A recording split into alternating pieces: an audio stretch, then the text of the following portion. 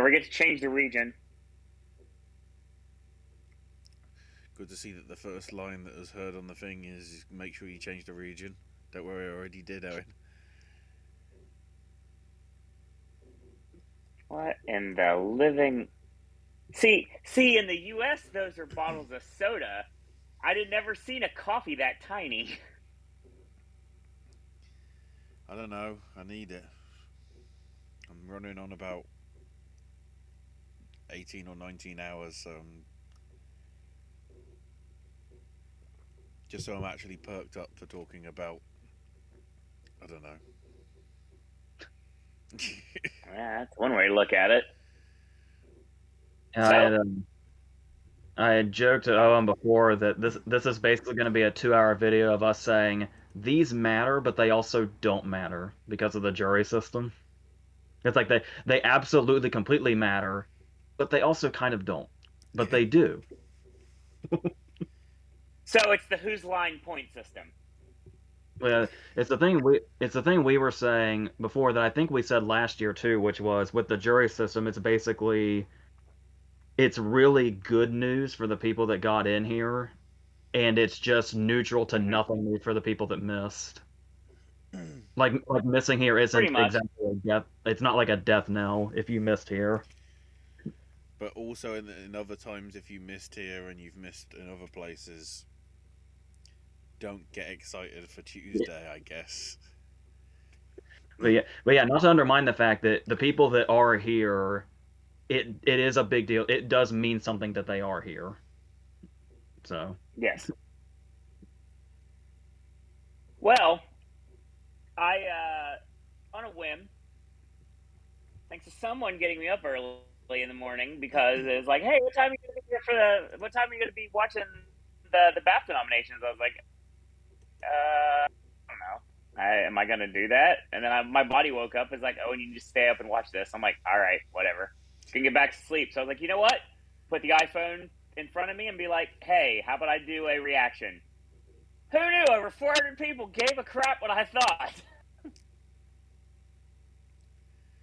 So, this is the first time we're dropping this.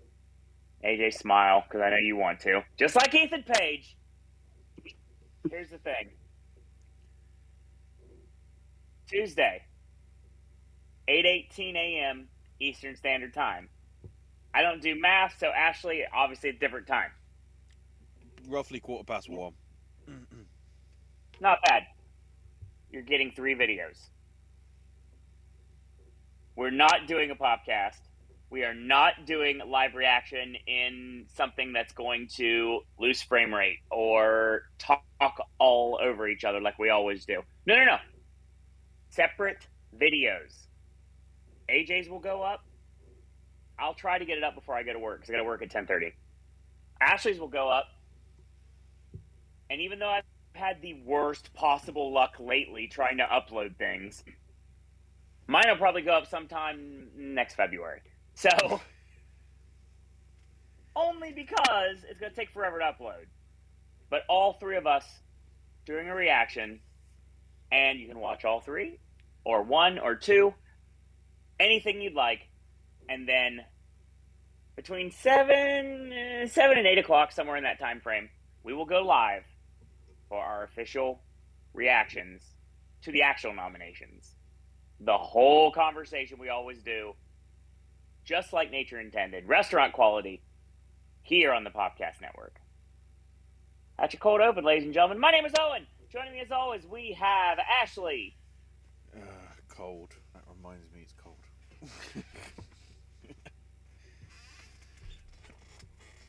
Thankfully, it's a little warmer in here than it has been. Speaking of somebody that's not really also cold right now, is probably going to be AJ. Yeah, this is the what you're looking at right now is the 3rd layer. It might not be the last. My grandma told me today when I talked to her on the phone, it's about 1. Literal 1 degree where you are right now, or it has been in the last couple days. So, it's nice balmy 60 degrees right here in not so sunny Orlando, Florida. So we're going to talk about the BAFTAs. Like AJ said, it's basically something that matters, but it doesn't. and it does at the same time. It's visibility. Visibility is the word of the year. It's the word of my life right now. Needless to say, visibility is one thing that matters with this award season. It makes me happy to an extent, but it's like worrying me also about these. Go ahead. Is I've been saying all season, we got to figure out what the precursor list of nominations are. We got to figure out who the Lakeith Stanfield is. We got to figure it out.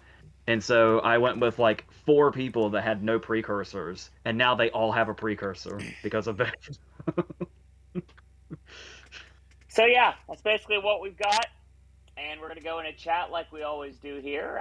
We appreciate our chat. Our live chat keeps the show rolling every single time here on the Popcast Network, and we're gonna be talking about, like I said, the BAFTA nominations today.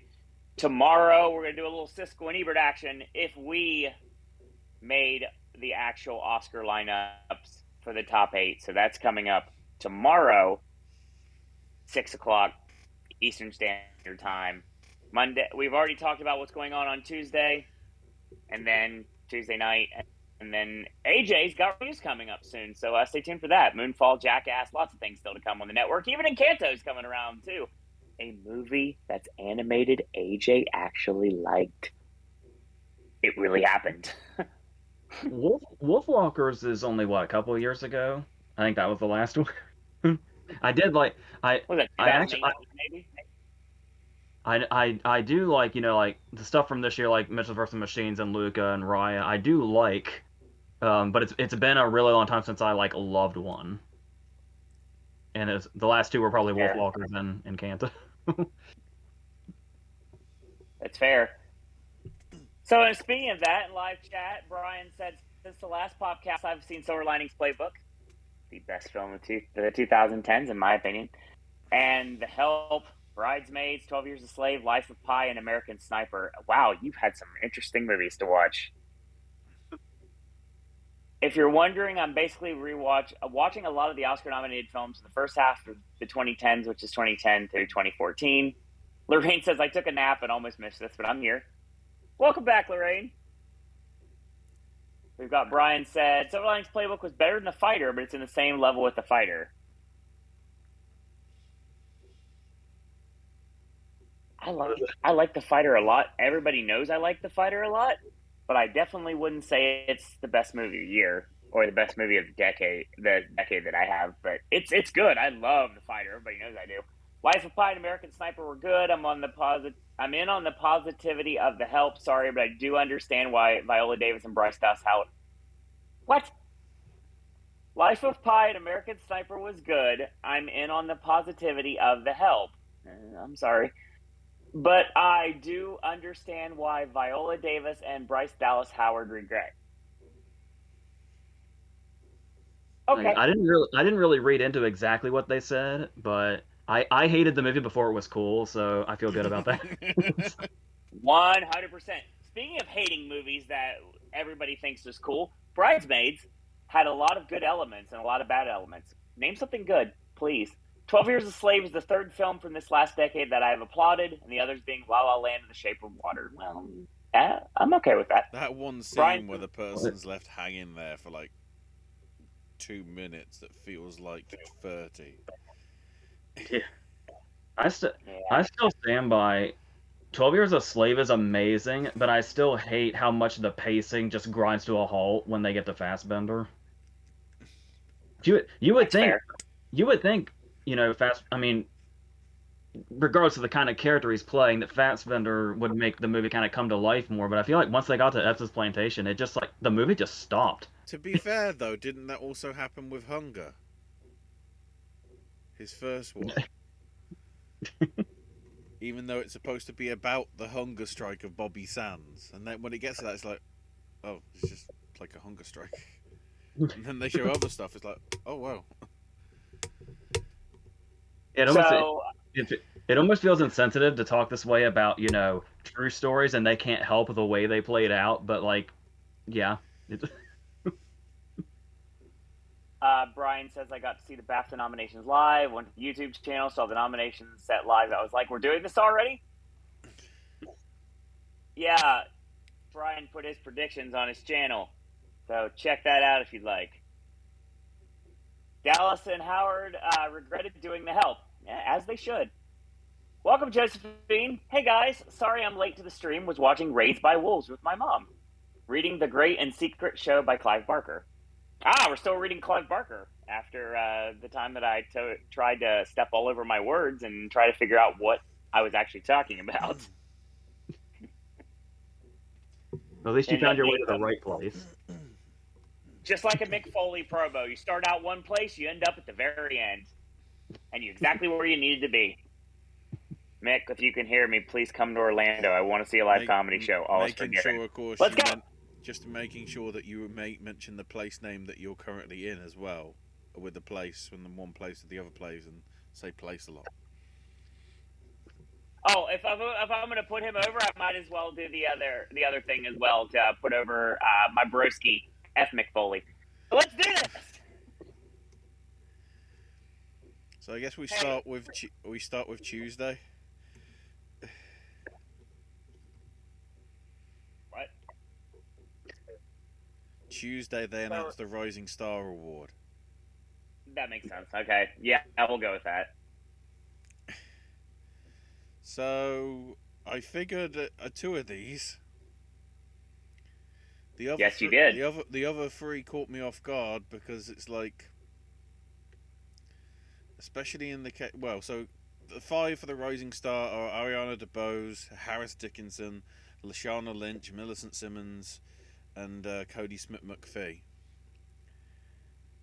What caught me off guard is it's like, if it's a Rising Star, why is Cody here? Because he's like had a career for like 10 years. The road is 13 years old. Yeah. And then this year Paranorman's 10 years old. That's just 2. Yeah. How long ago was Slow West? Like 2014. What is the actual reasoning that they have for Rising Star, Ashley? Can you give me like some sort of a correlation to the reason why people that have been in the business for so long are now rising stars? I don't know. It seems to be like they're all people that have like had one big role in the past 12 months that they're acknowledging. So obviously with the irony is with DeBose, it's literally West Side Story because she hasn't been in anything else that I'm aware of. Movie wise, yeah. Harris Dickinson, he might have been in a few things, but his big thing was The Kingsman. I think Beach Rats was 2017. That's the first place I saw him. Yeah. Again, though, Lashana Lynch may have been in Captain Marvel, but No Time to Die.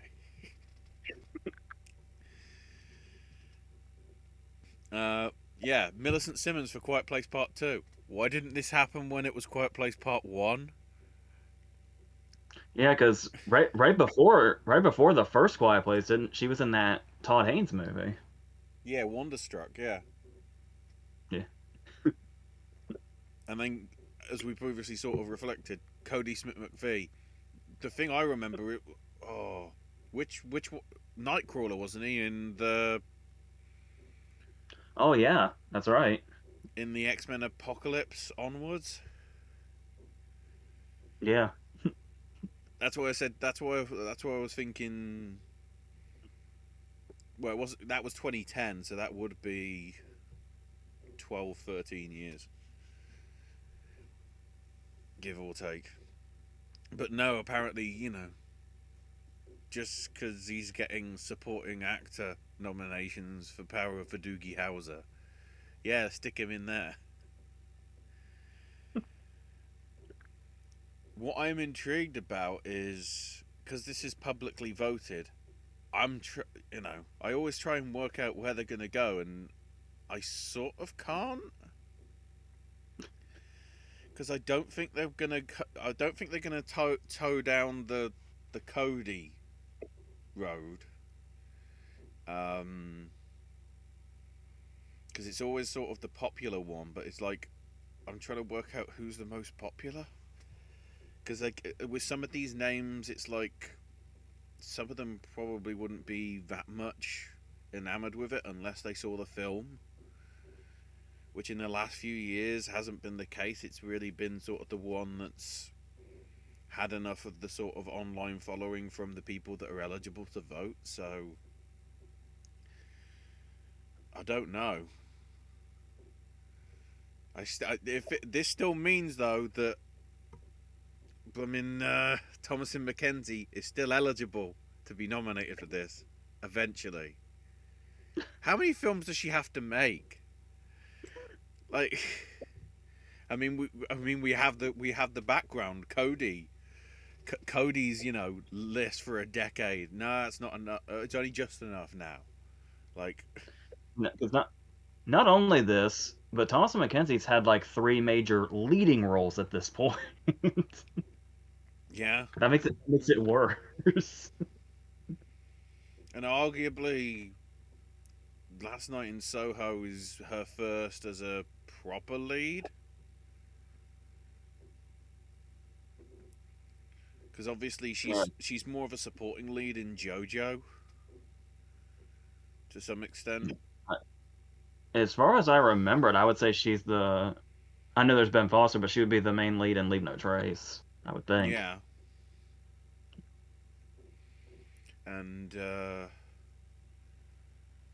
yeah, she was only supporting in Ned Kelly and a few of the other things that I can think off the top of my head. So sometimes I work out what that category is, especially considering last year, 2 or 3 of them, it was because they were in things of note, but it was more like looking at what they're currently working on that's coming out in 2021/22 is probably why they were in the list. And then nothing came of it, so who knows? Let's see. Lots of chat messages per usual. Brian sent us the most nomination predictions. I have that on Twitter. It's on my DMs. Josie says, "We'd love to see Cody Smith McPhee and Amelia Jones in a rom-com." Very unique. Brian says the best part of Bridesmaids was Chris O'Dowd. Yeah, I agree. I mean, you just have like this huge bowl of cereal, and there's this tiny little prize that's about this small. Yeah, I guess that would be that. He says cinematography, and the best timestamp is the hour and 33-minute mark to the end. The rest I didn't like.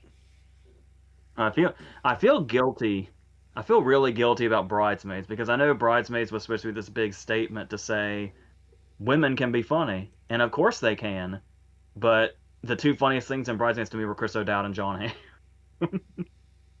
That's fair. Speaking of that, Ben Falcone was the air marshal, and that's one of the stupidest cameo I've ever seen. Yeah, and by the way, obviously it's worth noting. I think it's well known at this point that I just don't care. Wig is not my thing. Nope. That's probably my biggest problem with Bridesmaids. So that was doomed from the start. So that's just me. That's a me thing. I was never gonna like that movie for lots of reasons, actually. If you want a cameo that is surprising, Frank Oz in Knives Out. Yeah. The next movie Brian's watching is War Horse. You have fun with that. You have fun with that. Lorraine says, "My gut says DeBose will win Rising Star." It's possible. Well, she does have. I mean, even though her role in it is small, it's very much something she's known for. She'll have the Hamilton crowd backing her. But did anybody watch it over here? I kind of just assumed the entire fucking world watched Hamilton, but maybe that's just me. Well, yeah, admittedly that's on Disney Plus, but I'm talking like with West Side Story stuff. Whether people paid attention to it because of the release so close to Spider-Man and everything. Also, I'm trying to work out with Tom Holland. I'm guessing Tom Holland must have got a BAFTA Rising Star nod. Because if he doesn't, is he eligible? Or is he too much of a not rising star? I need to double check. Oh no, he won it in 2016. Yeah. I thought it was for The Impossible, but I could be wrong. I'm trying to remember what it would have been. Maybe the Impossible was back in 2012. Yeah, so it would have either been. He did that. He did that Saoirse Ronan movie that nobody saw. If it's except me. talking for the year of 2016, it was Civil War. probably it was probably either In the Heart of the Sea and then a combination of Lost City of Z and yeah, the debut as Spider-Man in Civil War. Well, that's a thing. Wow, like, get your game together, Rising Star. Good lord. Anyway, God, we'll never get through this otherwise. So I do my nomination reactions, but I have to avoid Twitter after I film my reactions to the nominations until I come back from work. Yeah, I got to work at 10:30, so I actually am doing that video before I leave here. I don't think it's ever going to get uploaded in time, but I'm still doing it. Thomason McKenzie, I think, should have been nominated Best Supporting Actress in JoJo over Scarlett, says Josephine. Oh, good. I disagree with that, but I respect it. Yeah. Just realized. I throw out the why not both all the time, which I actually can do it because my arms moved this today. It's great. Wrist isn't bothering me anymore. It's fantastic. Brian agrees with Josie. Josie says my favorite line in Bridesmaids: "I don't stick a gun up my butt." Least said about that movie, the better. Brian says, "For me, I paused when I saw Maya Rudolph and your BAFTA host Rebel Wilson." Jesus Christ. Why was Terry Crews in that movie? Because he's Terry Crews, that's why. I don't remember Terry Crews. Oh, wait, yeah, I think I do. Never mind. I think it's like a yoga thing or something. Is that I think that might be. And anything to let him do the Lex Luger peck dance, because that's what he does in movies. Josie says, it's so weird hearing Tom Holland speak with a British accent. He's come so far. Yeah, it's weird how many people you forget aren't American. It's like, is the accent really that easy to master? You know he can't be American. Let's hope so.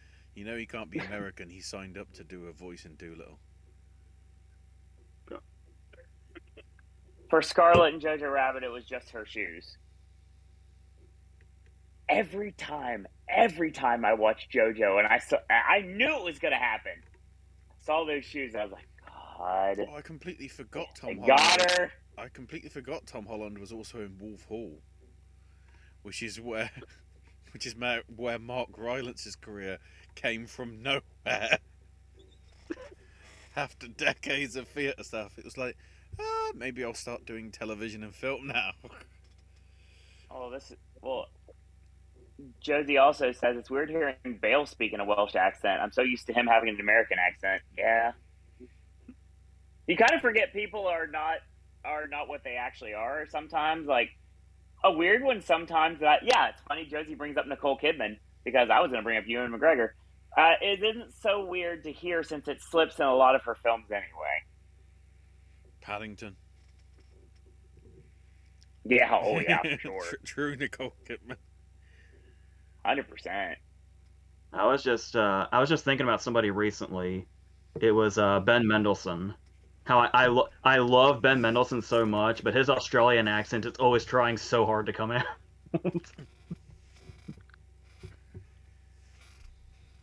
Yeah. Correct.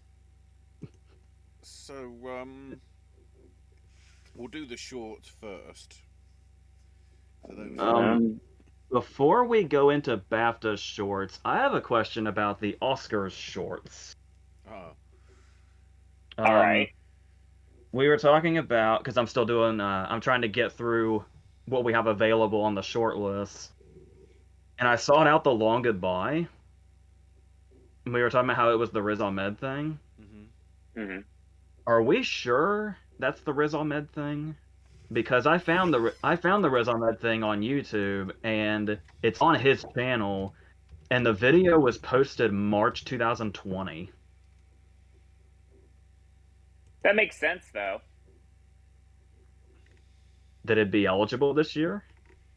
Maybe it's Well, not something. it's in the short list, so And I was like, is that the same? The only thing I see in the shortlist is the title. I didn't know. Is there another Long Goodbye, or has it been confirmed it's the Riz Ahmed one? I mean, uh, it's a powerful short, but it's like 2 years old. I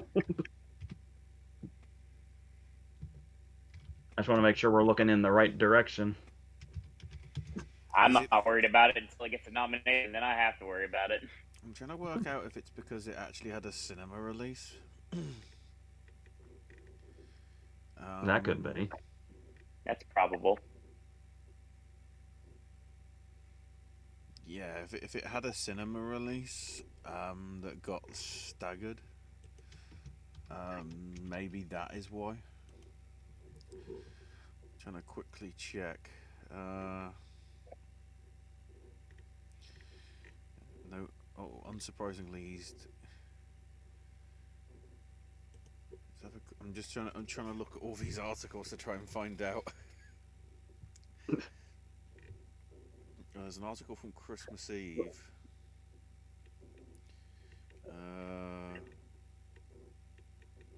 Yeah, it doesn't actually say. There's no actual clarification, but it is. It's certainly, on the video it does say, for your consideration. So, I think because Riz did tweet apparently that it won it won the Oscar qualifying Grand Prix at the Holly Shorts Festival. So I guess because it was shown at a festival and it won the award, technically it can be put forward. That's interesting. I think. Quickly check. Yeah, that tweet from Riz was sent November the 18th, 2021.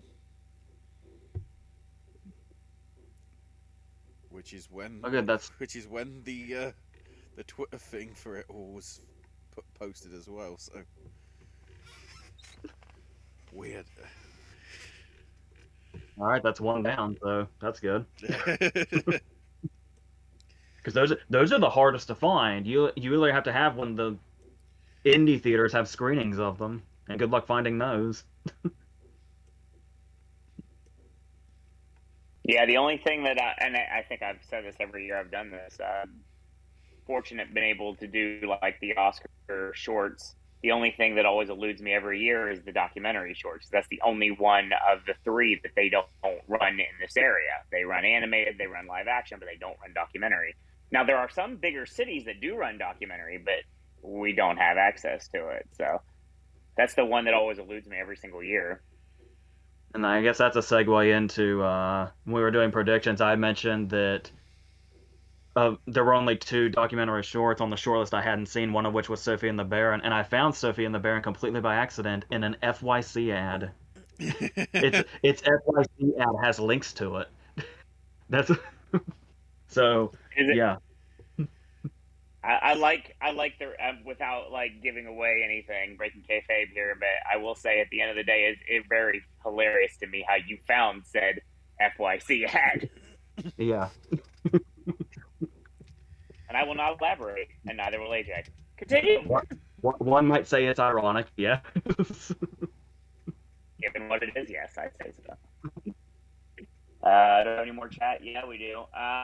Let's say, take a shot. Josie says, as much as I love the piano, I don't like Harvey Keitel's fake accent.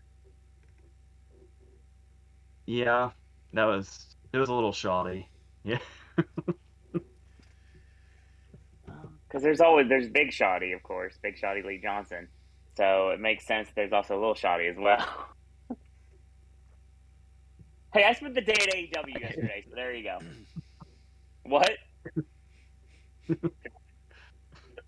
I don't know. The frame rate seemed like we're dropping every 5 seconds. Brian says, Beck's documentary short, Camp Confidential, America's Secret Nazis, Day of Rage, lynching posters, token of a great day, The Queen of Basketball, When We Were Bullies, live action short, Alakachu, Take and Run, which is, of course, the same thing. Free Must Please Hold, Stenophonin, and television and animated is Nemu, Eric O, Robin Robin, Souvenir Souvenir, Us Again, and The Windshield Wiper. So I am very glad when you said Kane Confidential. I'm glad to learn that Aldo Rain is with us here today. Hey, hey, that's how it is. I speak Italian. Okay, we're good. Third best in the apartment. There's only two of us here. Anyway, my water park snow globe speaks better Italian than I do. I have no idea where the hell this is going. Let's get to our next. The British shorts are. It's interesting. Sometimes I guess there's only technically one candidate of the two categories that sort of has a history, which I'll bring up in a minute. So for short film, we got The Black Cop, Femme, The Palace Stuffed, and Three Meetings of the Extraordinary Committee. And then in short animation, we have Night of the Living Dead, Do Not Feed the Pigeons, and Affairs of the Art. One of the two directors being Joanna Quinn, who has got like history of doing animation since like the mid '80s. So I mean, she got a Lifetime Achievement Award at the Animator Festival in Poznan, apparently, according to her wiki page. So. And actually, Wife of Bath Canterbury Tales Part 1 got an Academy Award nomination back in '98. Oh, and Famous Fred as well. In '97, the year before. I got two things to say about Affairs of the Art. Okay. Number one, I'm really regret not going with it now that it's in BAFTA, because that's usually a surefire sign, short-wise. True. And number two, I saw Affairs of the Art. I believe it's just hanging out on YouTube, and I'm just gonna give a warning and say that there are things in Affairs of the Art that you cannot unsee. So, by all means, go in with caution. What category is this again? Animated short. Oh God, that means I will be watching it if it gets nominated for the Oscar. Thanks, AJ. Well, now that it's shortlisted by Oscar and it's actually here, I wish you the best of luck seeing that in a theater, because you probably will. I mean, it's very well done, but it's fucking weird, man. It appears to. I don't want to, say anything about the filmmakers themselves, but I mean, the movie itself, the short itself, seems to despise animals, and that's a whole separate thing. But yeah, it's a weird ass experience, but the animation is very unique, which is nice. So it's got that going for it. But great. You got me so excited for this, AJ. You really do. And after he just went through all of Joanna Quinn's accomplishments, there's just so much piling on as to, I really should have just gone with that. It's the first one on the list, too. I should have put it, but I know I could just feel that I botched animated short. Because I did it in kind of a rush. Because I'm still having second thoughts about the Pixar one even getting in, but that's... We'll obviously Tuesday we'll have all that, so... Yeah. Any more chat before we go further? No. Ashley, can move forward. I guess we can also wrap up the other British ones. Which, this is a tough one. The British debut by a writer, director, or producer. We've got After Love, Boiling Point, The Harder They Fall, Keyboard Fantasies, and Passing. Oof. I would assume After Love is the one to beat, but if you were to ask me to choose between The Harder They Fall and Boiling Point, that's tough. When I did my top 10, I chose The Harder They Fall, obviously, but Boiling Point is so fucking incredible, and I'm like really, like I said, I've been kind of against this whole using the one take thing as a crutch to look super creative and super risky. Mm-hmm. It's being done so many times now. But number one, knowing that it's an actual one take and there's no cheats in it is one thing. And tomorrow we'll get to talk about it a little bit in that video. And yeah, but that's like Ashley was saying, that's a really, really strong group. I mean, to me, I'd say if you take out even if you take out the British skew, surely on paper the favourite there could be Passing, because it's probably the Yeah, only one of the five that might be getting Oscar nominations. yeah, that's true. We're not saying anything bad about Keyboard Fantasies, because from what I've heard, that's a pretty good film as well, But the fact as well that 4 out of the 5 are writer-directors, along with Keyboard Fantasies getting a producer acknowledgement as well, and Boiling Point has got a new writer and a new producer. I'm trying to think whether let me have a quick look. I'm trying to remember if Boiling Point whether that's his first feature film. I mean, it isn't listed, but of course it was his short film that's become this feature film, so I'm trying to see if he has done stuff. I'm looking for the director, not that. Come on, IMDb. Okay. Help out. Is there people in chat where you can fill? I was trying to. Rob says, us again is Disney Animation, not Pixar. Oh, well, yeah, you get what I mean. Josie says, I can't wait to see Boiling Point. I love Stephen Graham. He gave me my favorite performance in The Irishman. Yeah, I love like just seeing him in a leading role in general, but the fact that it's this leading role also is it's like he's definitely one of the most exciting actors we've got right now. Yeah, from what I can tell, he did an absolutely. Philip Berrettini did some dodgy straight to DVD, even though it didn't go straight to DVD film last year, which means he isn't eligible. So AJ Lorraine has a question for you. She says, I was going to take my mom to the IFC Center to Showing the Shores. If Affairs of the Art is there, is that a bad idea?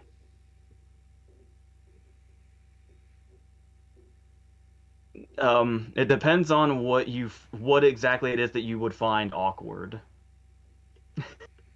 If it's a lot of rather, I mean, not to be insensitive, rather grotesque nudity that's animated, we're dealing with that kind of stuff. Like it's not in a nothing's in a sexual context, if that's the issue. It's like the kaiju in the start of Jackass Forever. Yeah, there's like a lot of animal cruelty also. But then again, animal cruelty seems harsh because it's animated. So I don't know what if it's any of those things that might be an issue. It might be a little awkward, but yeah, like I said, none of it's like sexual, but it's at least that I remember. If I I might have tried to wash it out of my mind if that, but I don't think. I think it's just yeah, it's just a little awkward. Like, I'm not going to let Ashley gloss over the fact that the Ponyosaurus take a shot. The Ponyosaurus Rex is not something that I'm ever going to forget nowadays either. The 2 times I've seen that movie, once of which was digital, once of which was in an XD theater. Disney XD. No, Cinemark. We're good. Brian says, I can't say... XD in this instance is for extra dick, right? Yep, 100%. 100%.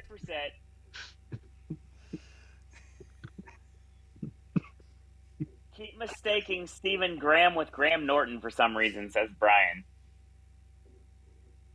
I don't know if they could be any more different.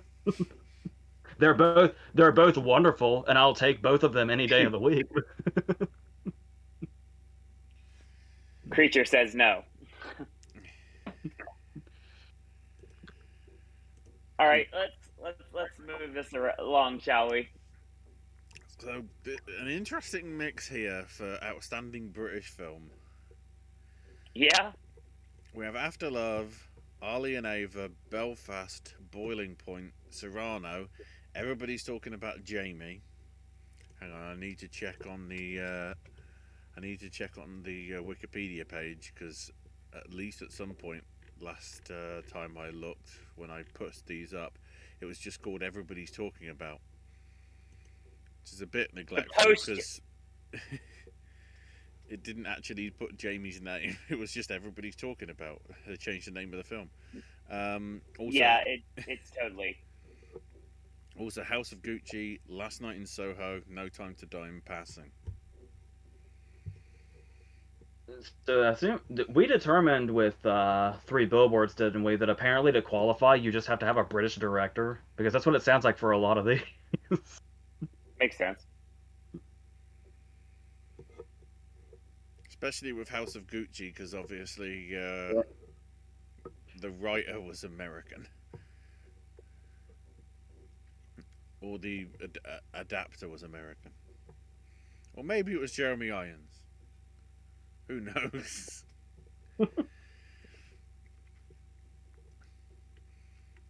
And obviously with No Time to Die, I guess that can't be a British director. But then again, I think House of Gucci was probably mostly done in the UK, like with the studio sort of sets and everything. Obviously, a fair bit on location would be at the appropriate location, but I'd say that's a good mix. Maybe bar House of Gucci, but This is the best thing to happen to Cyrano so far, even though there is 10 slots. It's true. That's weird because like that doesn't come out over here for like 2-3 weeks. It's getting Valentine's Day special screenings next week, which is interesting because that means it's going head to head with Marry Me. That weird, like, you know, That movie that looks like it's 20 years old. yeah, literally. Wow. That seems to be Owen Wilson's thing because I remember all the jokes when The Internship came out were this is a 2005 movie coming out in 2013. I mean, the whole concept of it just seems like is this just a rehash of The Wedding Singer? Or the Wedding No, Wedding Planner, that's the one I'm thinking of, isn't it? The McConaughey one, not The Wedding Singer. That's a different Yeah. Stop making your films so similarly titled. So I don't know where that's going to go, because obviously, more often than not, if you win Best British, you're not winning Best Picture. So if Belfast wins that, oops. Three Billboards pulled it off, didn't it? I think it won both. Trying to remember. Probably. Because I think we all made the mistake of thinking that they would split, and they did. They actually didn't bother. Three Billboards did one in 2017. For British film, at least. Let's double check. Yeah, and it won Best Picture, beating out Dunkirk, Shape of Water, Dankest Hour, and Call Me by Your Redacted. One of the only times they actually got it right when it came to picture for that year. I like Shape of Water, don't get me wrong, but Three Billboards is so far superior. So now jumping into... Oh, go ahead if you got some chatty chat. Nope, still got chat. Brian says Promising Young Woman last year. Josie says favorite Jeremy Irons performance. I feel so unsophisticated saying this, but it's Scar to me. Brian said that already. to you. Yeah. Josie said Dead Ringers. Ashley, what's your answer? Just because of how iconic it is as a follow-up, Simon Peter Gruber. I was wondering if you were going to say that. Gruber's a good one. I agree with that. That's good. In theory, that film, probably only works again because of how strong he is in it. That's what I would. Well, no, not entirely, because you have Miranda Richardson. I was gonna say you could say that about Damage, but Miranda Richardson was holding that together too. And I do also have a small thing in my heart for probably because we saw it at school, on a day, I guess, when we weren't doing stuff or it was close to the end of term. When they put on Danny the Champion of the World.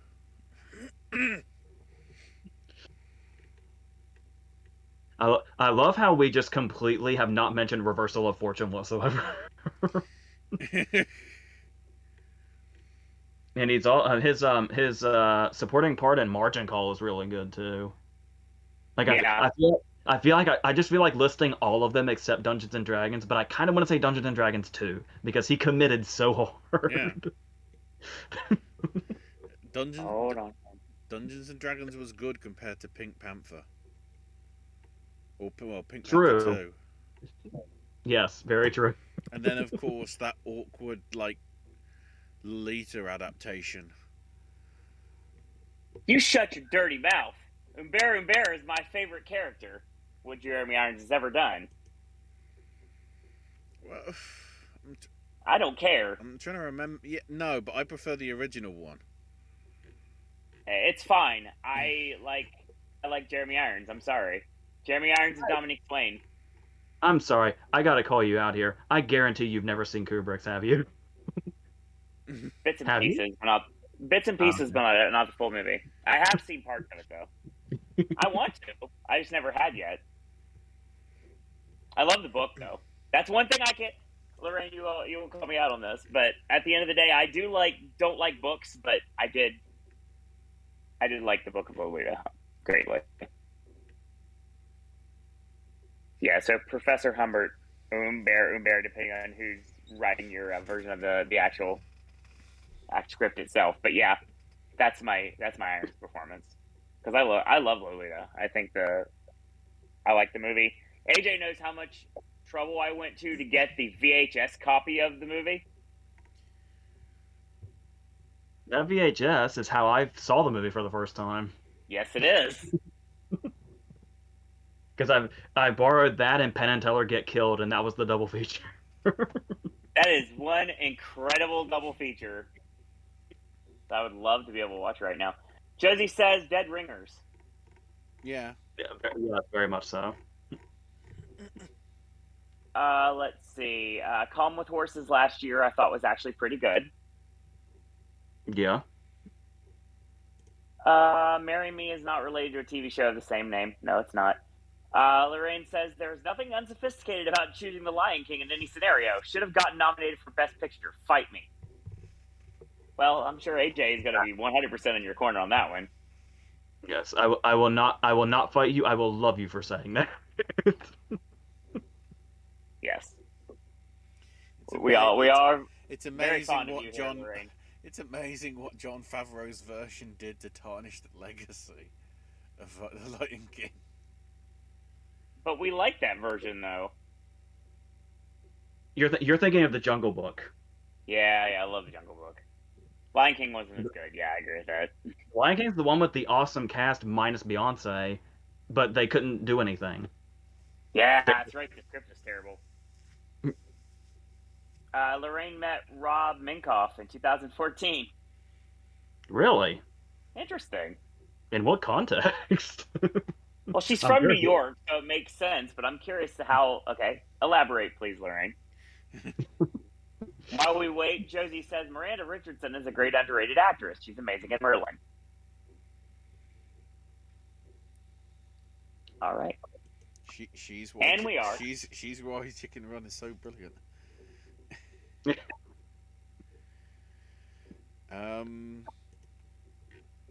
So now And we're into, I moving guess, on. the techs for the British side. So All the Dune Awards. that's the irony, because I get to the one that isn't reflected anywhere else, which is best casting, and guess what's in there? So alongside Dune, we have Boiling Point, Hand of God, King Richard, and West Side Story. What? That's It's a weird group of 5. shit. Where? Okay, yeah. That's a Yeah, I had to that's find actually a really. I it. haven't. I'm still behind on the Hand of God, but otherwise, that's a pretty strong list as well. Though once again, I'm still not entirely sure what casting is in this context. That's partly why I think with this one, Boiling Point could be a front runner, because it's literally the one take and making sure everybody is the right fit for the role. Because Like that fucking piece of shit customer with the missing finger that I really wished I'd gotten a comeuppance that didn't. Yeah. That guy's going places. yeah, you look like the right person to have an allergic reaction. Just, Yeah. are you alright with that?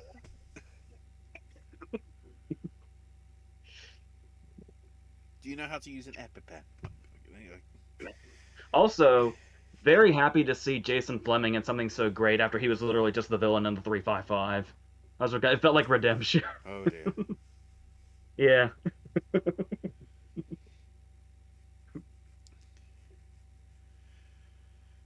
There's a reason I didn't watch the 355. And it wasn't because Jason Fleming was in it. I can give you about 20 reasons to not watch the There's a video that exists on the channel. You're welcome. 355 is the reason why I couldn't see Licorice Pizza the first week it was actually opening wide in the UK, because Universal thought that was a better idea. The release in general of Licorice Pizza seems so fucking botched all around. 100%. Just wait till Tuesday. So he was at a museum take a shot. He was at the Museum of the Moving Image. It was a Mr. Peabody and Herman screening.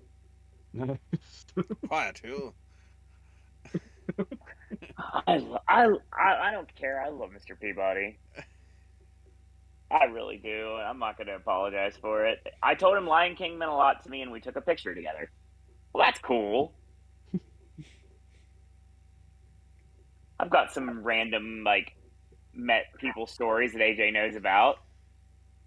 AJ met Gary Sinise. Yeah, that's my claim to fame. Well, like we were talking about, if Ashley's predictions are right, somebody that you literally performed with could be on the Oscar stage. Craziness, isn't it? Wait, Diane we'll get Warren? to that. Again? Close enough. I took the liberty of just watching 4 Good Days in its entirety, even though the Diane Warren song is literally the fucking end credit song, which I should have seen coming. As usual. And Reba performed it. So I'm assuming it would be Reba that would be on the Oscar stage if it's nominated, if I had to guess. Man, if I would, like I told you on the phone, if I would have known that Reba was involved in this, I would have went for that over Guns Go Bang, actually. Oh, I feel like Pac now, with the blindfold on and holding up the tarot card, except this time it's got Diane Warren on it. Like, I got you, you bastards. Yeah, you did, 100%.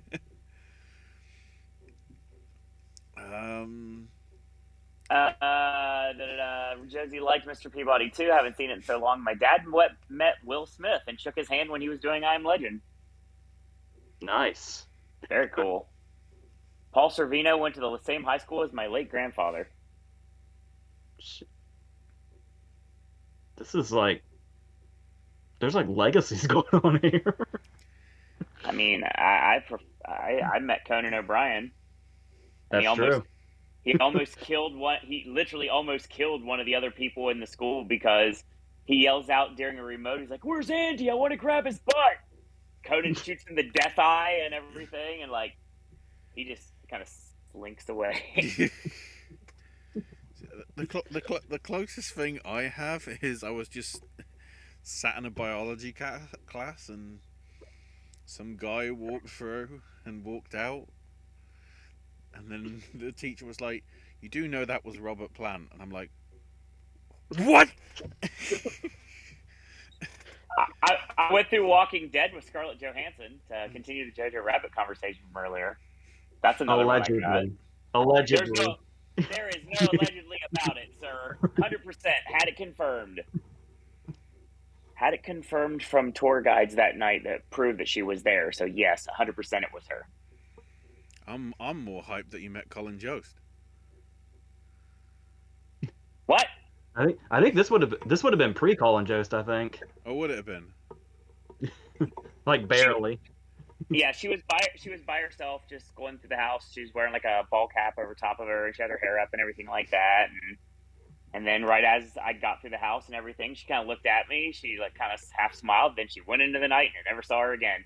Then, of course, there was the random night that Steven Tyler dressed up like Rhett Butler and his entire group, like dressed like Gone with the Wind, and they went to Vamp 55. So that was interesting.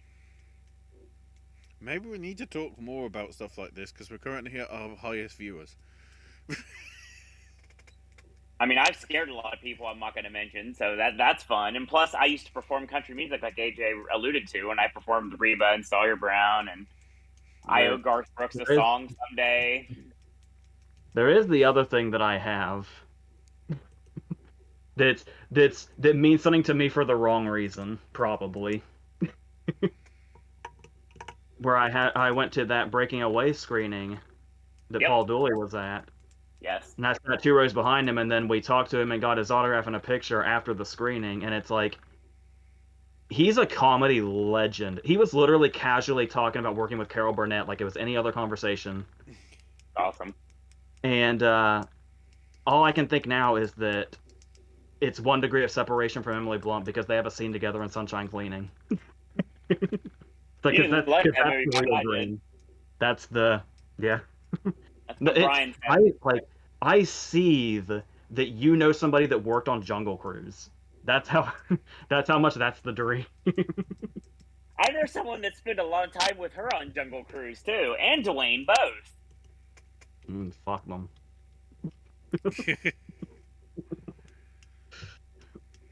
I mean, someone I actually worked with in Zombieland. I guess through 1 degree of separation, then I technically know Jason Bateman then. Because one time at a random, please elaborate. At one time, please elaborate. At one time of a random student screening of Electric Children, Julia Garner was actually there. Oh my god, I'd love to meet Julia Garner too. That's like, yeah. Like just before she was really sort of, I mean, Electric Children was probably her breakthrough. If you don't, I remember Martha Marcy May Marlene was a year before, but yeah, because when I saw one of those, I remember at the time I only knew her as the friend in the second last exorcism that burns to death at the end of the movie. Is how I knew Julia Garner for a long time.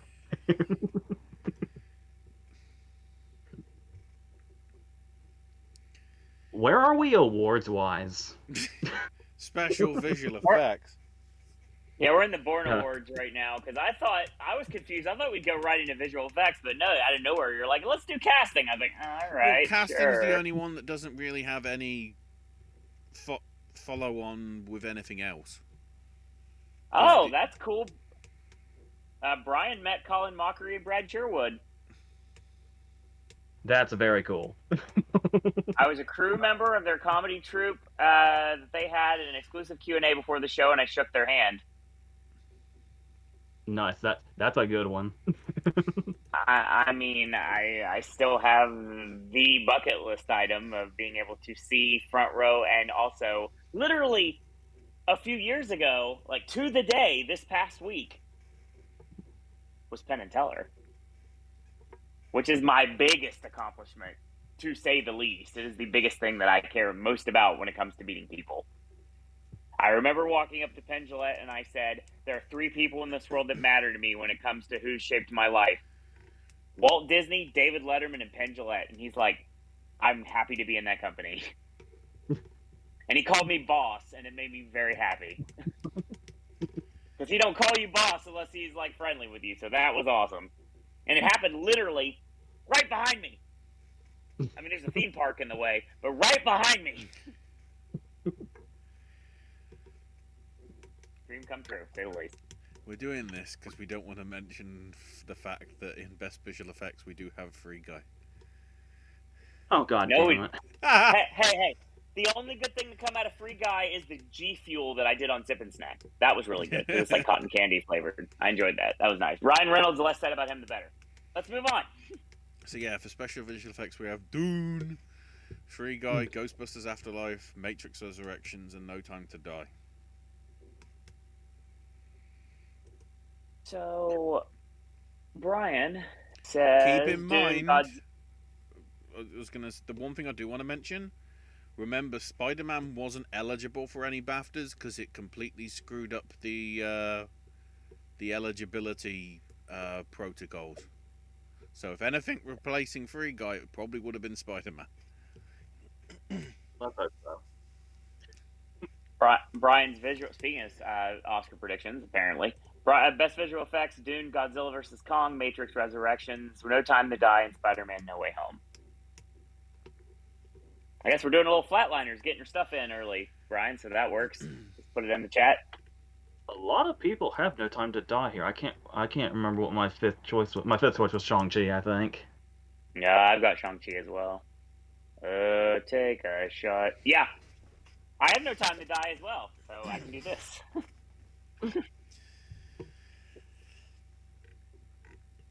I'm just here for the ride. I don't know. Brian Myers. Continue. For best sound, we have Dune, Last Night in Soho, No Time to Die, Quiet Place Part 2, and West Side Story. They did go with a musical. Yeah, I don't want to get ahead of myself here because we know what happens when that happens. But I will just say, I think I said before, maybe I've said this whole thing before. I don't remember, but fuck it. I was really happy for a while because I was like, oh, Dune is going to destroy all of the tech categories.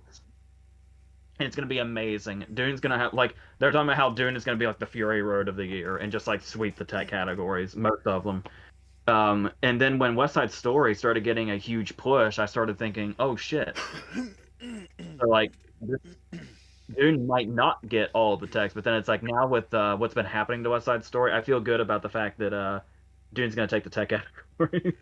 And it makes me very happy because that's going to be, hopefully, a lot of wins. Hopefully. Yeah. I'm trying to... Does this match up with my Oscar predictions?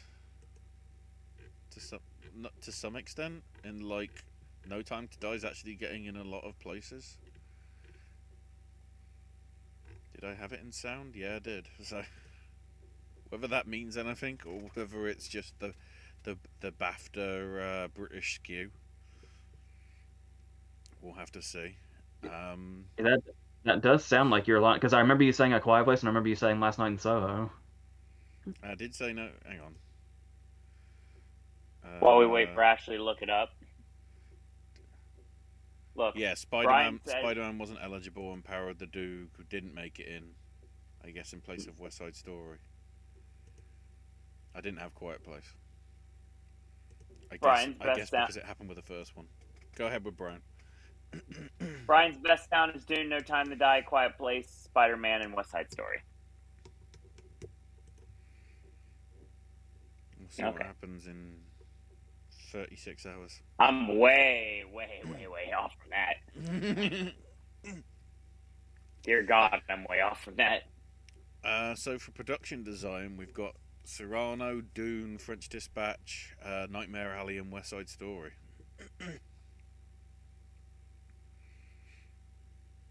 I've been wondering if Cyrano's getting underestimated in tech categories or not.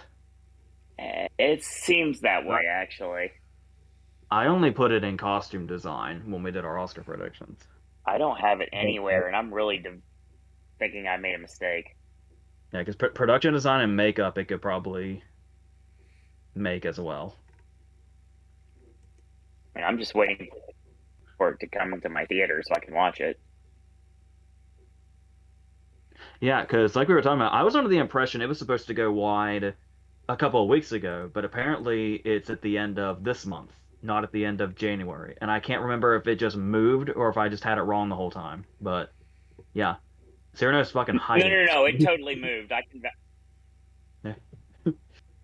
It totally moved. I 100% can vouch for that because when I was seeing trailers for it on the regular, which I still do every single week, I go to the theater. It's the poster says coming soon, but the little gimmick ski at the end was saying that it was the end of January, and I was always prepared Yeah. right after California to come back and see Cyrano the week of Live 11, which was last weekend. But now it looks like it's not going to be until the end of February when we finally get it. Yeah, so the release date in America was shifted to a limited release on January the 28th before opening wide on February the 11th. There we go. That's now been shifted to a solely wide release on February 25th. So I'm guessing there aren't any interesting films coming out that week, so they're risking actually doing a full-on release. Yeah, the only other films out that week are Studio 666, Dave Grohl's weird thing, That looks good. and Netflix's Medea film. I fucking knew he was lying with that bullshit about, oh, this is the last one. He's as reliable as his Don't Look Up character. Sandwich between Uncharted and Texas Very Chainsaw true. Massacre on one side and Batman on the other side. Oh, and yet another Bruce Willis straight to DVD film, probably. Of course. Dear God. Brian's production design is Dune, French Dispatch, Nightmare Alley, Power of the Dog, and Tragedy of Macbeth. Josie says between Belfast and Power of the Dog, which you think is more likely to get into sound? In Power of the Dog, it's more prominent. But then again, you were talking. Was it you, Owen, that was telling me that they're playing Belfast in like the theaters that really show that off? Yeah, Dolby Digital, and it sounds amazing. You can hear it all the way out in the hallway. Actually, I'll shoot with you. I could actually hear it when I was watching Encanto. And that was like 4 theaters down. Yeah, because I'm like completely in love with Belfast, but I never think of the sound. Also, I don't know. with Power of the Dog, how much of the sound is very There Will Be Blood-esque and that it's actually just Johnny Greenwood's score? It's stuff like it does a lot involving the character work. Like Cousin McPhee has like a comb that he keeps like running his thumb through, and then you have like Cumberbatch's spurs are really loud, which is the thing where it's like it's because Cumberbatch is one of those characters where just feeling his presence lurking around causes the tension, and it kind of gives you this vibe that he's always like everywhere, and it's like stuff like so it plays a part in what's actually happening in the story too. So And I will say, having that theatrical experience in California, when the Spurs happen and you're the only ones in the theater and it surrounds you, it's just a chilling moment. Because you know things are about to go down. So it's like we've got Greenwood, and then it's like characters almost have their own score by what they're doing. Sounds about right.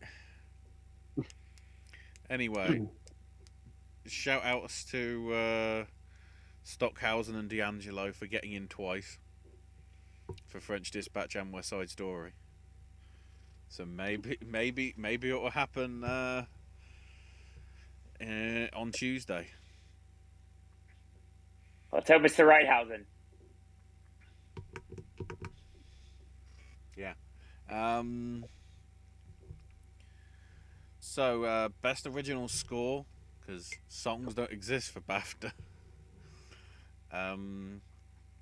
We have Daniel Pemberton for Being the Ricardos, Nicholas Britell for Don't Look Up, Zimmer for Dune, Desplat for French Dispatch, and Greenwood for Power of the Dog.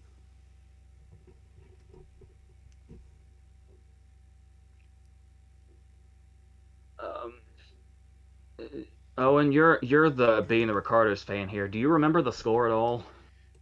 It's very like TV theme song sounding. It reminds me of something you would have in the background of a 50s TV series, just like I Love Lucy. Mm. So it plays really well with actually what it's portraying. And of course, I'm always one of the first people to jump on. Britell is one of the best in the business right now. The only thing I remember about Don't Look Up's score is there's the opening theme, and then there's the opening theme slowed down. Is basically what it is. Well, it's like you said, AJ, and you've alluded to this many times. I'm pretty sure you mentioned it on here, and I know you guys have backed me up on this. But Don't Look Up has so much visibility right now. It went from, hey, it's kind of here, to it might be here more than we're thinking, to it actually might be a player here, weirdly enough. And anything it's nominated for, it might have an actual shot at this point. Because there's so much universal, pun not intended, love for Don't Look Up. I just like the fact that the guy that's done the soundtracks, you know, to the animated Spider-Man films and Trial of Chicago 7 and Being the Ricardos and Yesterday and all that, is the same person that did the score for Little Big Planet and Peep Show before he started work on movies. The Pemberton. So makeup and hair. We have one more thing. Okay. Since we brought up Greenwood, I guess this is as good a time as I need to bring up the fact that Spencer's not here at all. Well, we're gonna get to that. We'll get to that because there's no mention of it now. I know, but we'll get to it because we're obviously going through where it would have been a chance. Makeup and hair. We got Cruella, Serrano, Dune, Eyes of Tammy Faye, and House of Gucci. I'm trying to remember when that's even come out yet. I am 100% kicking myself for not going for Cyrano here, because I feel like now I'm seeing it more places. It's very possible. I think my fifth one's Coming to America. What's yours?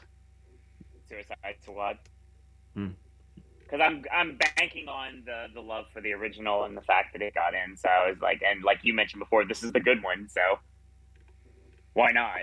And with Coming to America, it's the opposite. It's the new one, but it's the shitty one now. Speaking of that, let's get into that chat quick. Brian, original score, Being the Ricardos, Don't Look Up, Dune, and Canto, and The Power of the Dog. It's very similar to mine. Brian says, original song, Regretfully, Be Alive, King Richard. Yeah. I don't think anybody wants it there. Beyond the Shore from Coda, Dos Orgutas from Encanto. Wrong song, guys. You should have ran the better one. And No Time to Die from Billie Eilish. Right Where I Belong from Brian Wilson's Long Promise Road. And Makeup and Hair, Coming to America, Cyrano, Dune, Eyes of Tammy Faye, and House of Gucci. Yeah, it seems like we all have the same four when it comes to makeup and hair. We're just a different fifth.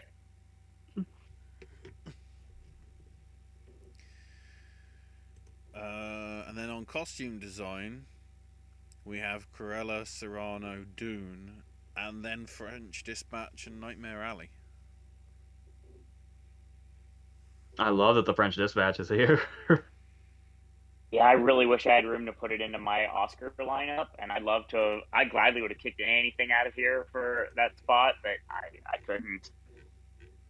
I should have, but... Wow. If we're talking... Melina Canonero is very much an Anne Roth. Her first Oscar win was Barry Lyndon in 1975.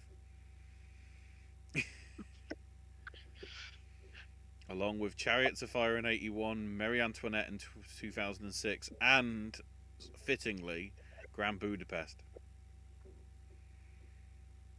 It was nominated for Titus and Dick Tracy as well when it didn't win in those years. Dick Tracy actually got Oscar nominated. Well, if Suicide Squad can, it's only fair. Dick Tracy won like 3, and they were all deserved. Well, no. I take that back. Song was not deserved, but the other 2 were. Dick Tracy is very underrated, and I will die on that hill, 100%. Well, if anybody saw the top movies of all time video, they know that I would say the least is it's underrated. Oh, and Out of Africa's Josie, costume lost to Ran. Which makes sense. Josie says thoughts on Roxanne. I've yet to watch it. It's got a video on this channel. Yes, it totally does. And yeah, I'll be honest with you. I love Gerard Depardieu, and I love Jose Ferrer's Oscar-winning performance. It might be my favorite Cyrano adaptation. Roxanne is. What about Steve Martin's version? That's Roxanne. That's what we're talking about. Well, you mentioned Gerard Depardieu. It kind of threw me off, so it's been a minute. Sorry. Brian says, speaking of House of Gucci, Razzies released a long list. It's up for worst supporting actor and worst screen duo, all for Leto. That makes sense. Costumes, Corella, Cyrano, Dune, Last Night in Soho, Nightmare Alley. I think I'm sleeping on Last Night in Soho on anything, and I feel bad about it. Usually, if I have not seen something or really know much about it, I tend not to go for it. But I think that's what's going to screw me here. I was trying to remember what my 5th costume choice was, because I know I have Corella, Cyrano, Dune, and Nightmare Alley. I don't think it's the French Dispatch that I have, but I can probably pull that up somewhere. I have West Side Story. Probably.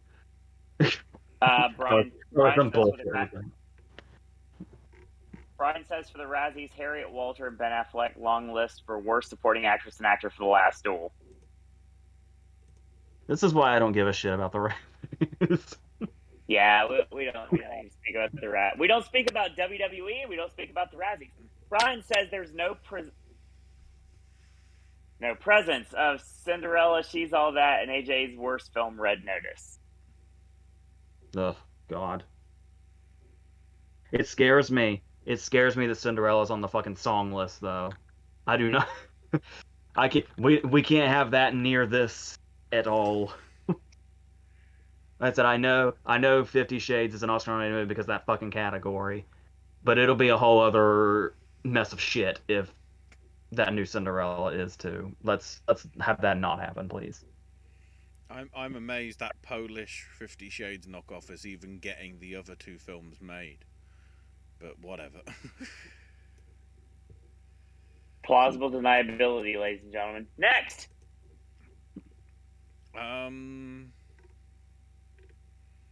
So the 2 that form part of the bigger wing of the Big Ten. So to cinematography, we have Dune, Nightmare Alley, No Time to Die, Power of the Dog, and Tragedy of Macbeth.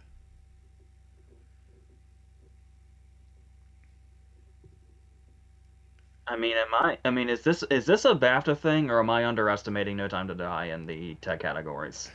I put it. This is where I think, like, what have I done? Because I predicted cinematography and editing for No Time to Die. So I don't know. I think I only said sound and song, and I think that's it. Yeah, I had it in more. Because I think it'd be weird if it gets all these tech things yet doesn't make it in the 10, which makes me wonder if somehow that makes it in there. If No Time to Die gets in the 10, the big question is at the expense of what? Yeah. I just can't see a world we live in when that's going to happen. There's too many movies and that could possibly run for picture at this point. Why would they waste spot on a Bond movie? I was gonna say I think the thing that's really holding me back from No Time to Die is the fact that if anyone was gonna get in it, it would have been Skyfall, and Skyfall got really fucking close. I think Skyfall made the PGA lineup. Could that be But why they give it to it so they're like making up for lost time? I would hope not. I hope not too. We don't need any more movies in Best Picture at this point. We already have enough. I mean, No Time to Die, I don't think was as strong as Skyfall was. That didn't stop them before. Next, you'll be telling me there was an Oscar nomination for Never Say Never Again. I know that isn't Bond canon, and it was, it is now because MGM bought the shit out the rights for the home media.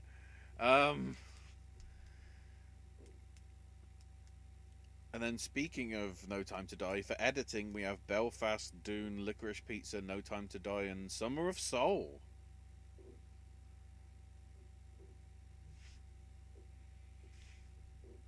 I still wonder if like Summer of Soul could be like the hoop dreams of its generation. Because if I remember correctly, despite the massive snub, Hoop Dreams got into editing, didn't it? And that was like what made it an even bigger case of what the fuck happened in the documentary category. Because I mean, maybe I'm leaning too much into this Summer of Soul gets snubbed thing, but I say that with no confidence whatsoever. But we know how fucked up this category is, so. I'm trying to look up what. So Hoop Dreams was 94. Wow, that early.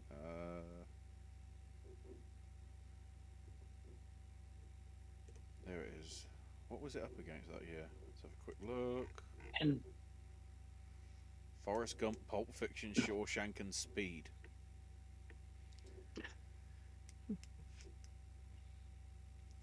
So does that mean Speed was in Best Picture? No, but Speed's editing nomination is one of my favorite things in the world. I'll say that.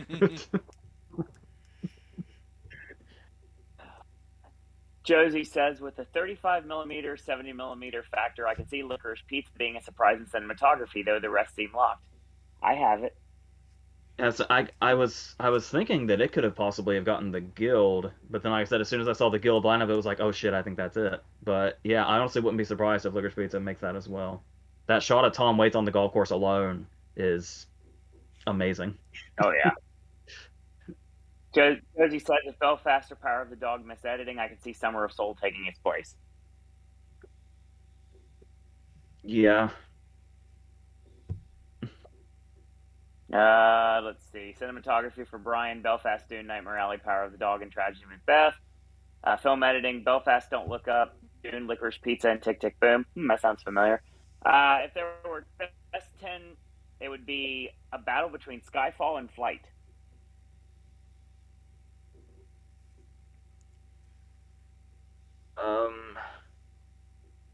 Yeah, based on the screenplay nomination, I'm guessing.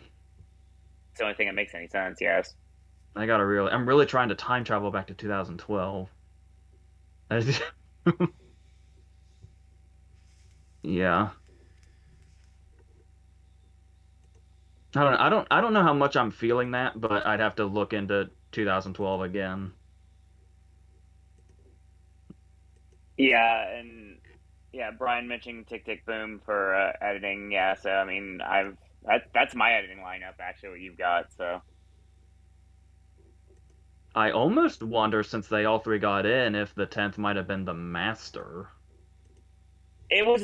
We talked about that during that time frame, since of course we weren't doing this back then. But yeah, I believe that we did discuss that at Buffalo Wild Wings, mind you, one night that the Master would probably have been the next up.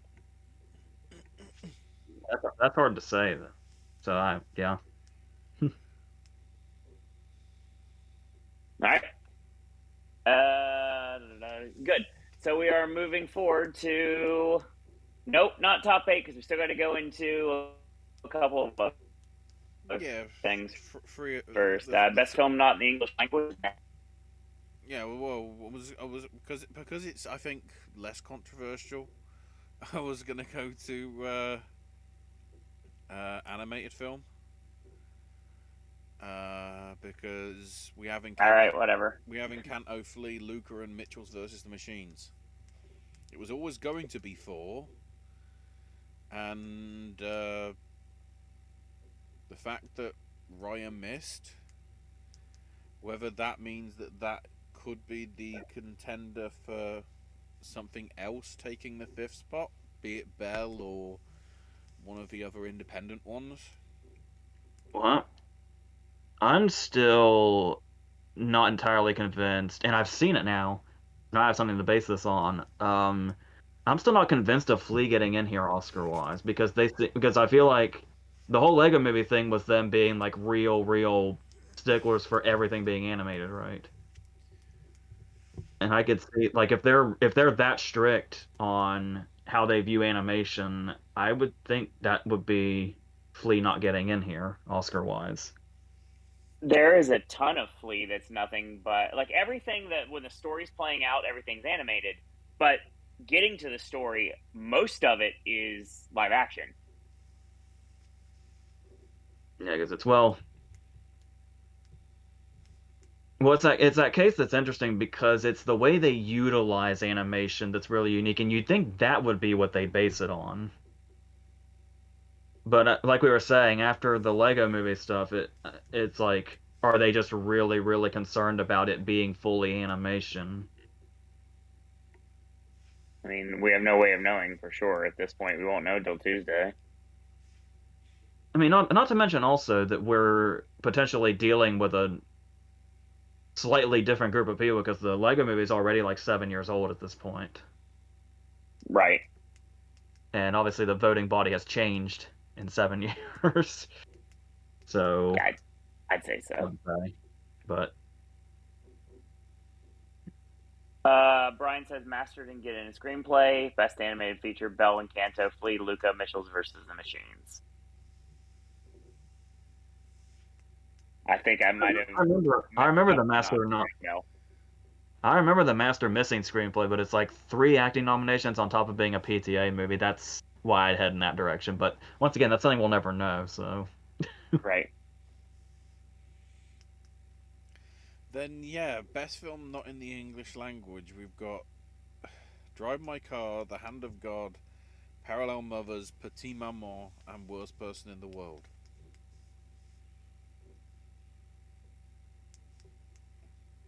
I've uh, I've done some catch up in the foreign category lately. Mm-hmm. Um, I do really like Drive My Car. Um, I just kind of didn't connect to the worst person in the world, I guess. I like what it's doing. I like the structure and everything, but it's 2 hours and 8 minutes, and it feels longer than Drive My Car. That I've seen that trailer like four times now, and every time I see a trailer for it, it's something that like catches my mind. Like I really want to see this. Are you think? Well, you know me better than anyone. Do you think that it's something I'm going to take to? I mean, it's a strong story. And I said the way it's told is interesting. There's one scene that's really good, especially um, where the dude is like air drumming and the camera follows him in this really cool way. So like, there's moments in there that have like that spark to them that had me for like a second, but I never stayed with it. I felt like, but that obviously that's just a me Okay. thing because the acclaim is there and speaks for itself.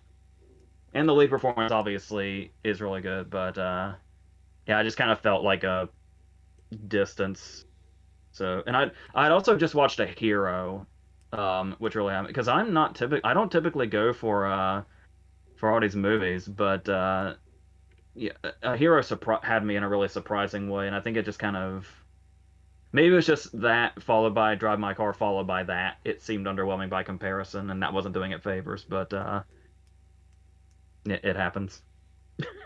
Oh, the Birdman situation, it rears its ugly head again. Yeah. Never watch Birdman and Whiplash back to back because one is going to be extremely underwhelming, and it probably wouldn't have been otherwise.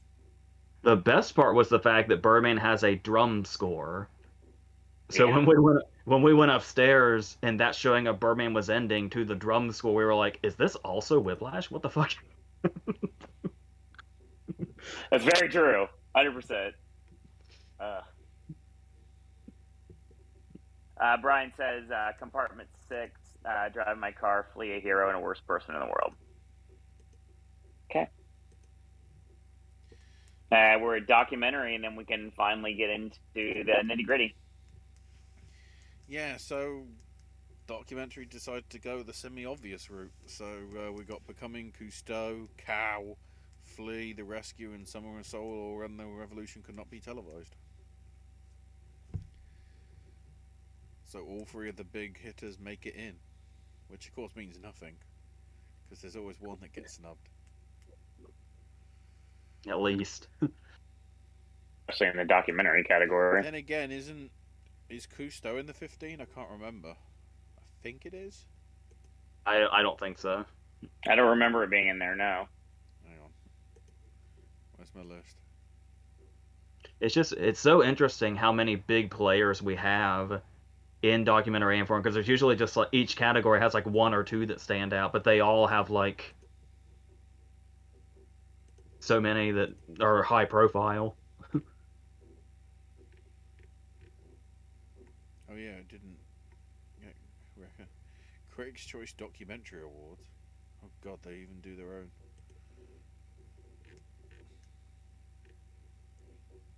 Oh yeah, that's the one that Summer of Soul pretty much won everything, right? I just hope Cow wins it, and then nobody knows what to think. So, the 8. Something I've just noticed as well, which I'll mention afterwards, because apparently the London film critics have given their picks, and there's some interesting things which we'll get to. Have to get done. So, for original screenplay, we have Sorkin for Being the Ricardos, Branagh for Belfast, McKay for Don't Look Up, Zach Baylin for King Richard, and PTA for Licorice Pizza. I have no idea why I marked out on the video, because that's exactly the same Oscar lineup I have. So I have no idea why I was like, oh my god. Maybe it's like justification for your picks. That's what you marked out. Well, no, it was 7 o'clock in the freaking morning, and I didn't realize what day it was. And needless to say, it was just kind of like doing this video, like, oh. I'm still holding out for something worthwhile like Mass, or God willing, The French Dispatch gets that 5th spot. It's very alarming. Even BAFTA went with fucking Sorkin. Why? Why? Please. Hey, because my predictions need to be right once in a while. Here's the thing. At the end of the day, I will say right now, if French Dispatch or Mass, 2 of my absolute favorite movies of the year, spoiler alert, give that spot, I'm fine. I'm okay with that. I'd much rather they take out like Don't Look Up or King Richard, but that's not going to happen. So, needless to say, if this ends up being the 5, I'm good with it. But I wouldn't be upset at all if Mass or French Dispatch got in here, because they belong here too. What's special? I mean, obviously we're going to talk about the jury system and all that stuff, but I mean, even with that in mind, it's very interesting that Being the Ricardos got into screenplay, given the rest of the categories we're going to talk about. Also, one thing to note about King Richard, the only one of the 10 that wasn't written or co-written by the director. Because as we jump over to adapted, we have Sean Heder for Coda, Ryosuke Hamaguchi and Tamamasa Oe for Drive My Car, Eric Roth, John Spates, and Denis Villeneuve for Dune. Maggie Gyllenhaal for Lost Daughter, and Jane Campion for Power of the Doogie Howser.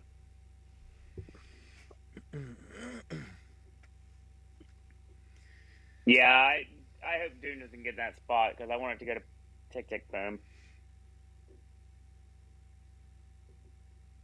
But that's my 4.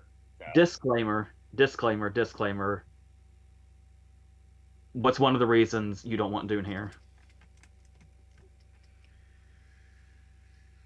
It doesn't matter if it gets in a picture. I still have to watch it anyway. So you haven't what? You're still blind to it. I haven't seen the stupid movie yet. I can't help it. Yeah, I haven't seen the movie yet. And I'm sorry if you guys are having issues because on my end, this podcast tonight just sounds choppy as hell, and I apologize for that. It sounds like it keeps cutting in and out. So hopefully you're still able to hear us. Considering it's been driving me nuts all Considering it's my audio feed that we're getting, I think we're all right. I haven't noticed anything massively off, so. Yeah, it just sounded really bad on my end. That's why I wanted to apologize if that's an issue. Real quick, chat. Brian's documentary, Attica Flea Procession, Sip Was Water or Soul. Josie says, Cannes Grand Prix winners tend to do well as far as getting an international, like Cannes 2021, A Hero in Compartment Number 6 tied. Speaking of The Rescue, Brian says there is going to be a film production of Tuam Wong Cave Rescue called 13 Lives, starring Vigo, Farrell, Edgerton, and directed by Ron Howard. Good Lord. I was all of that. I was all in, and then dude, if it was I was all in on that, and then Ron Howard was mentioned. I was like, oh. What? It was actually Ron Howard was the driving force. Where it was like, yeah, of course this movie's happening. In fact, I'm surprised this movie hasn't happened yet because it just sounds like it already exists just from the sounds of it. Yeah. This 2004 movie sure does exist, doesn't it? Becoming Cousteau is on the WGA list for documentary screenplay. Josie says, between Being the Ricardos and King Richard, which is more likely to get snubbed in original screenplay? That's tough. Because please. You know what? I know what AJ wants to say, but logically speaking, neither of them really look like they're going to get snubbed. Honestly. Yeah, because Being the Ricardos is kind of like playing with the line here. King Richard has been strong all season. Certainly. So I would hope, not just for what I'm hoping personally, but I would hope statistically that would mean Ricardos is the one more likely to get snubbed. But I don't want either of them to get snubbed. Brian's original screenplay, Being the Ricardos, Belfast, Don't Look Up, King Richard, Licorice Pizza. Yep, same here. Adapted Coda, Drive My Car, Dune, The Lost Daughter, and Power of the Dog. Take out Dune for Tick Tick Boom. That's my lineup. Yeah. And we are moving on. So, supporting actor. Also, just to clarify, especially because Owen said it first thing in the morning and probably didn't know, it always was supposed to be 6 for the acting and the directing categories now. There's no reason for 6. Well, there is, because just like there's no reason for the Critics' Choice to have 10. It's trying to reflect diversity in a lot of the cases. Although not so much in supporting actor, because we've got Mike Feist for West Side Story, Kieran Hines for Belfast, Troy Kotzer for Coda, Woody Norman for Come On, Come On, Jesse Plemons for Power of the Doog, and Cody Smith-McPhee for Power of the Doog. Well, like I was saying, so much for my 2 or 3 months now. I've been saying Jesse Plemons is going to be the Lakeith Stanfield. He's the one that we're not going to see coming. He's the one that's going to have no precursors. Fine, be that way, babe. And here comes Mike Feist. I'm happy for. What were you saying? No, you're gonna go ahead and put him over. Go ahead, because you definitely earned it. Because this will be probably your last time to say this. You know about Mike Feist? Yes. Yes. I'm very, very happy that he's here. And like I said, I just loved in general that like, because it was always so baffling to me that Chakiris got all the love over Tamblyn for the original movie. I love that just the role of Rip in general is finally getting its moment. And yes, and he killed it too, so that's great. And honestly, it's not on my top list of the year, but I did really dig Comic Con, and I remember all the love that Joaquin Phoenix had like forever and a day, and like he's completely forgotten now. But Woody Norman, like it's a child's performance that I really enjoy, and it works really well in the context of the movie, and I'm very happy to see him get a nomination here. Yeah, because he could have been just flat out annoying, but he's only annoying in the ways he's supposed to be, which is an accomplishment. There's no real steal here. Yeah. Oh my God. Yeah. Obviously, it's weird with all the love for the movie that it got anyway. Bradley Cooper not getting in here is kind of interesting. Maybe the length was a factor for them. I don't know. I don't know. Your very odd BAFTA rules are very confusing to me. The other thing is we're supposed to expand it to 6 to make it more diverse, which you'll see in the other categories. Yet I don't think there's anybody that recognizes as a person of color in that list of 6.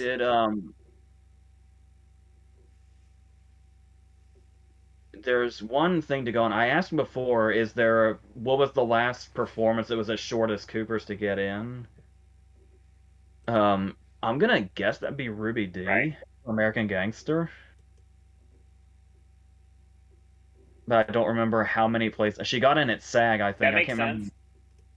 I can't remember how many other places she got in.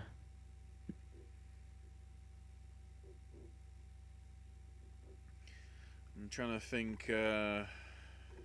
Let's see. Brian, supporting actor, Cooper, Hines, Coates, Plemons, Smith, McPhee. Brian says, so we thought Belfast, but it now looks like it's going to be Power of the Dog gets double supporting actor nomination. Who knows? Josie says Hines plays a different version of Dylan Baker's character in Life During Wartime. And yeah, there we go. She was putting over happiness. So.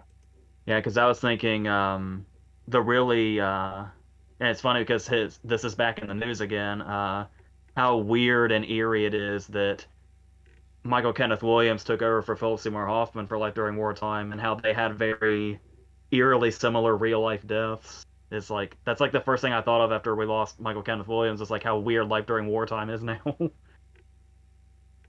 Strange. Josie's happy Woody Norman got in at BAFTA because he's British. Didn't realize that. Yeah, you can't tell at all, can you? It's crazy. No, God, no, you can't. Oh, speaking of that, Brian, we're getting ahead of ourselves. But supporting actress Balf Buckley DeBose Dunstan Nega. Again, I feel like I missed the boat on this Ruth Nega train, and I really feel like I should have jumped on right when everybody else did. But I don't know. Maybe I'm probably just going to regret it. I guess. Okay, so me and Brian are totally on the same page for supporting an actor and actress. Yeah, it sounds like it. I guess the closest ones. I mean, all I can see is sort of Oscar stuff, but like recently, you've got Arkin's performance in Argo, which is like 8.5 minutes, and Sam Elliott's in A Star Is Born that got 8.5, 9 minutes.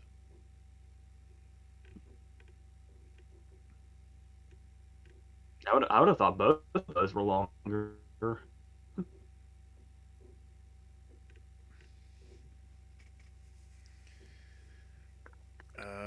Right. So to supporting actress, Katrina Balfe for Belfast, Jessie Buckley for Lost Daughter, Ariana DeBose for West Side Story, Ann Dowd for Mass. Somebody recognizes it. Why didn't you choose it for the obvious one? He's British, for fuck's sake. Ingenue Ellis for King Richard and Ruth Negga for Passing.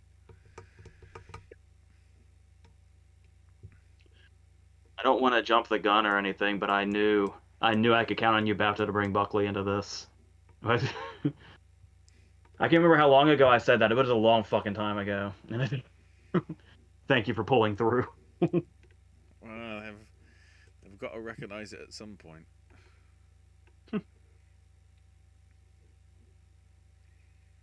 I'm trying to work out whether that means that AJ's going to be playing that video game that she's in this year. That they randomly revealed at the end of the last game. They went, "Oh yeah, the next one in this series, Jesse Buckley's going to be in it," and everyone's like, "Wait, what?"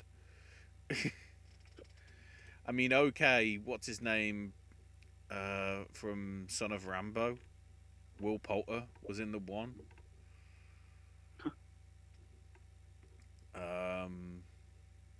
But yeah, just randomly, the fourth one of the Dark Pictures anthology is going to have Jessie Buckley, her likeness and voice and everything. So who knows? I'm just pleased to see that they at least acknowledge that Mass exists, because this is the only nomination that it gets, despite everything that's going for it. Brian says it's ironic they went with Alan Kim last year and now Woody Norman, but they didn't put Jude Hill on the long list. They had him doing all the press for it as well. When they covered it on the news, it wasn't Branagh. I guess he's too busy getting ready for the press junkets for Death on the Nile. That trailer looks worse every time I see it. Maybe it's because Jude Hill can't be category frauded. If they had put him in supporting just because he's a kid, that would have been the most obvious one since Haley Steinfeld.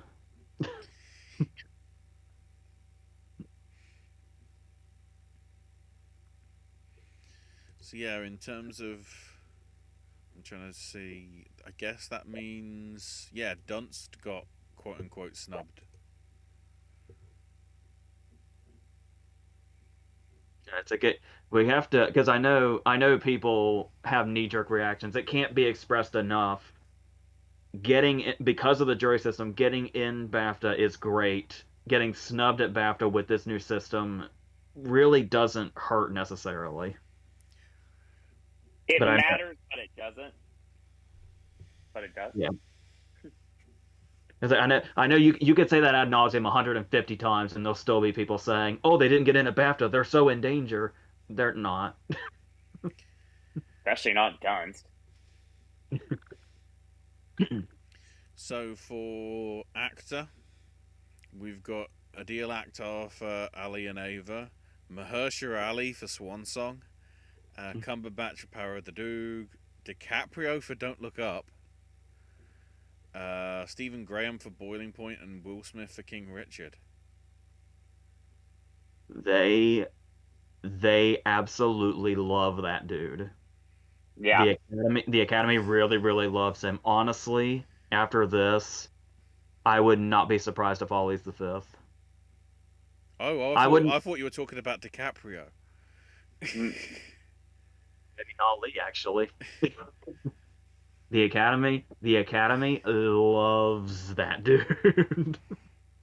And yes, yeah, you could say something about DiCaprio also, but honestly, I don't know that I would change my predictions necessarily if I could, but if Ollie ends up being the fifth one on Tuesday, I am not at all surprised after this. Isn't that the only one that doesn't fit? Or did DiCaprio get in SAG? I can't remember. Bardem was the fifth at SAG. Right. Was he in the critics? No, he didn't even make Critics' Choice either. So, yeah, there is no precedence. Yeah. Hang on, Satellite Awards. No, let's double check. If you want to go with as much visibility as Don't Look Up is getting, and the fact that it's clearly going to overperform here, DiCaprio getting that fifth slot would not be a shock either. Even the Satellite Awards have no precedent for DiCaprio making it in, so yeah, it's just BAFTA being BAFTA, I guess. I would say DiCaprio is going to be on the upper end of that list. If it doesn't go with Bardem, DiCaprio's on there. Ali's on there. I'd love to see Cooper Hoffman on there, but unfortunately, I don't think that's going to happen. But still, the question remains, if there is a precursorless nomination still, which there usually is, who even is it now? Almost everybody has a precursor now. Well, my correct answer is something you're not going to like, but the answer if you want to look for my predictions, is J.K. Simmons. Yeah, depending on Had a how lot hard of buzz.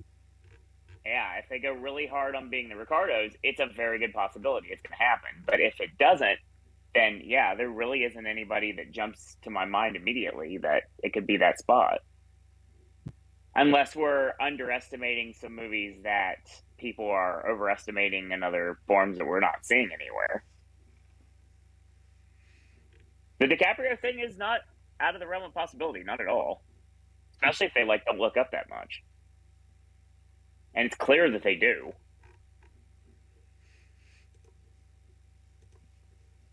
On the actress front, we have Gaga for Gucci, Haim for Licorice Pizza, Amelia Jones for Coda, Renate Reinsve for Worst Person in the World, Joanna Scanlon for After Love, and Tessa Thompson for Passing.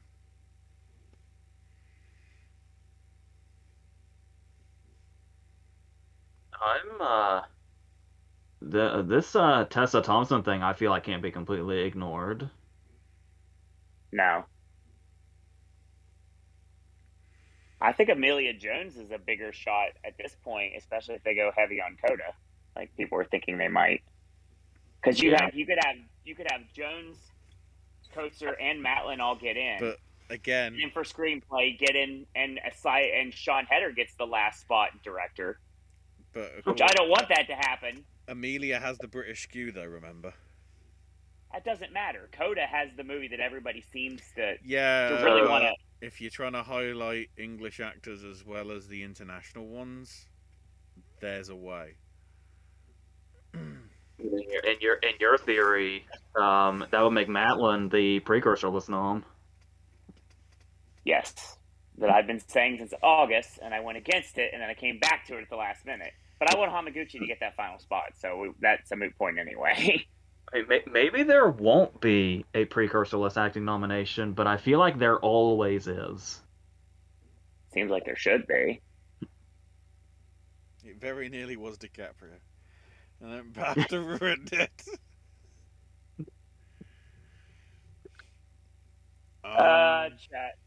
Chat. Brian says, like Mank last year, actor Bardem, Cumberbatch, Garfield, Smith, and Denzel. Brian says, I wouldn't go with Denzel. If Dinklage would have gotten here at BAFTA. He didn't. I almost thought of Ali. Welcome, Top Hat. He says, Don't Look Up is starting to wane in public opinion, so DiCaprio could easily slip. I still have him, but won't be shocked if he doesn't show up. I think it's starting to gain more popularity. It doesn't matter about the GP. It matters about the fact that it's got a lot of visibility in the award season right now. Josie says, where are we? I wonder if Cumberbatch and DiCaprio were the top two vote getters at BAFTA, since DiCaprio and Don't Look Up doesn't seem like a jury pick. Yeah, because of course the way that it is, like the top two automatically avoid the jury.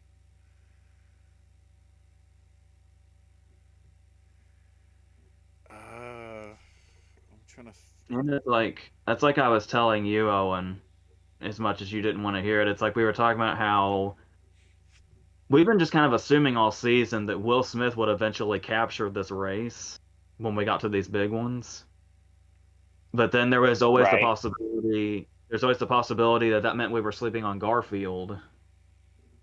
But then it's like the thing we really got to pay attention to is how easily Cumberbatch could have. Like Cumberbatch could take SAG easily and be done with this whole thing. Also, like if Cumberbatch gets SAG, the actor season is over. I mean, the correct answer is Andrew Garfield, but you have a very distinct possible chance of being correct. I don't want that to be the case, but of course, BAFTA follows the tradition of Best Actor and Denzel. Again. Is anybody surprised? I know. I heard a lot of people. A lot of people were saying this will finally be the time they do it, but it's like, no, it was always obvious they wouldn't. Like what? And I want to say, I want to think that their hatred for Denzel is why they just completely snubbed Macbeth almost entirely, except for cinematography. I hope. So someone said on Twitter the other day, and I think I told you this, AJ, I'm pretty sure I did, that Denzel's not going to win an Oscar, but the British man that plays Denzel in a biopic is going to win the Oscar. That would be... Is that going to be, what, Kingsley Ben-Adir, maybe? What is he? Probably. What is he? He's not British, is he? Or is he? I don't fucking know. God, oh boy. Okay, again, we're taking home. Brian says Coleman, Gaga, Heim, Kidman, and Thompson. Top Hat says, have we entirely ruled out LeBron James for his emotional turn in Space Jam: A New Legacy? Jesus. Kingsley Ben-Adir is English. Wow, British. Yeah. There we go. British. AJ, you just cast him in the Denzel biopic. Congratulations! I really want to see him do the Training Day montage. Anyway, Josie says, I think Gaga and Heim were the top 2 vote getters given the BAFTA support for Licorice Pizza. Actually, I think you're right. Brian says, speaking of Gaga, since she's the front runner, if you go to Variety's YouTube channel on their watermark, it's a picture of Gaga from the Oscar red carpet the year she won for. Excuse me. Jallo. Had yawn first. It says a lot that I'm looking at Denzel's IMDb page, and it literally says nothing in terms of like what he's working on. He's a producer. He's producer on The Piano Lesson, but that's about it. In terms of acting, we have no clue. Equalizer. Have no clue. What was that? I said, speaking of acting, let's go to director. Speaking of no clue, let's go to director. With director here, you see, the idea is to try and have a 50-50 split in terms of gender, which gets thrown out the window because we have a 66-33 split. Because we have PTA for Licorice Pizza, Jane Campion for Power of the Doog, Audrey Dewan for Happening, Julia Ducournau for Titan, Rasuke Hamaguchi for Drive My Car, and Aleem Khan for After Love.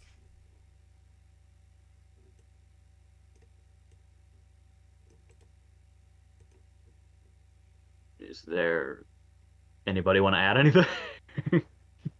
I'm just happy Hamaguchi finally got some visibility. It is 50-50 split. Sorry, I was. But I mean, Titan. If it can't make it in foreign language, why is it in director? That's what I don't get. why is Adam McKay not in director? Don't try to summon. Why would you put that evil on? What? No. It's clear they love the movie. Have you not seen After Love? Have you not seen After Love? If we're going to do a 50-50 split, you're going to kick out PTA and Hamaguchi? Hell no. I don't. God knows those are the ones that belong there. Yeah. The thing is, I don't know about these other movies. I don't care. That's not my point. My point of the matter is this. If you want to talk about the fact that you have visibility going into what we've had so far, if you got DiCaprio nominated, then why is McKay not here? Why is Kenneth Branagh not here? Hey, I'm happy Villeneuve is not in here. But still, doesn't mean anything, obviously, because we'll see in 2 days anyway. I'd rather just acknowledge. Okay. I'd rather just not acknowledge the fact that Branagh's not here, because that's just a level of bullshit I'm not ready to take yet. Yeah, why? I don't understand why he's not here. I mean, like you said, the British skew about the 3 movies that are here. But I mean, well, no. I get it. I gender split. understand remember. why it's there. It's the gender split. It doesn't matter as But long as the even in movie, that whether who respect, makes the movie. that's the way the voting goes. I'm sorry. They want equal representation on the director front for females and males. But then, of course, that makes you, if Titan gets in with no other recognition anywhere, where's Maggie Gyllenhaal for Lost Daughter? I think Maggie Gyllenhaal could be in here if you wanted to talk about a female directing performance I liked. I'd love if Maggie was going to get more visibility, and she just hasn't. It sucks. Happening's a French one as well. So we have 3 different French films in 2 different categories.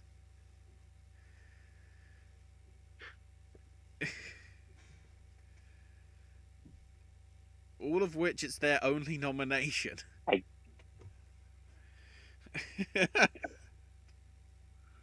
God, the one thing to go into here.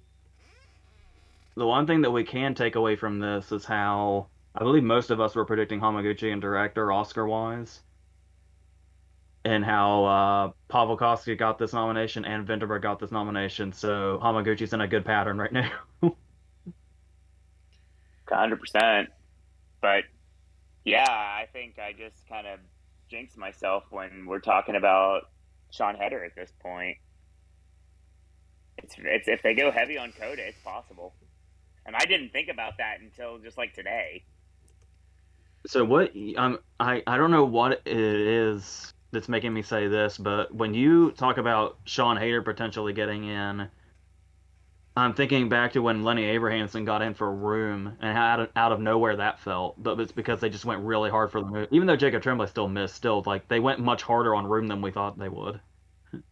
Right. And if you go with the Room comparison, that you could have, I mean, Matlin isn't guaranteed to get in. And obviously Emilia Jones isn't guaranteed to get in. The Coaster is a certainty at this point. So you just take one of those here and pretty much you've got your Room comparison. And adapted screenplay nomination. Yep. I want Hamaguchi to get this spot. He deserves this spot, but we'll see. We'll see what happens. Yeah, I can't say anything about still, nope.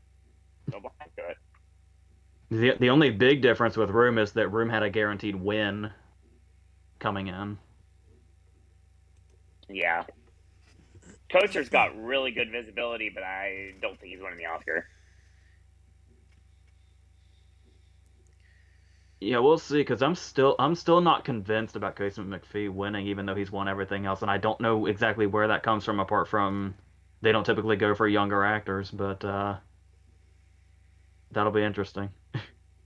Brian says, if you see Cumberbatch wins actor, you get Smith McPhee in supporting actor, champion screenplay and director. That means you say it could be unbeatable for Best Picture. God, I hope that doesn't happen. That would suck. That's way too predictable. And Brian says, if you're still saying a streaming service can't win picture, this year I think it's something that they're going to try to stay away from. But if it happens, it wouldn't be shocking at this point. That would make the Power of the Dog. If Power of the Dog lost, if it wins Cumberbatch, Cody, and screenplay, Network got 3 acting wins and a screenplay win and still lost to Rocky. That's true. Brian's director, Brandon Hamaguchi, Denny, PTA, and Campion almost thought of Hader, and is it just me or if I'm worried Adam McKay comes in out of nowhere? I mean, you never know. Brian says 4 females, 2 males like last year. Get ready for a big snub I have for picture. And that's yours, Ashley. Yeah, just to clarify, Alim Khan is male. I think it was getting him confused with the Ali and Ava one that also showed up in the Independent Spirit.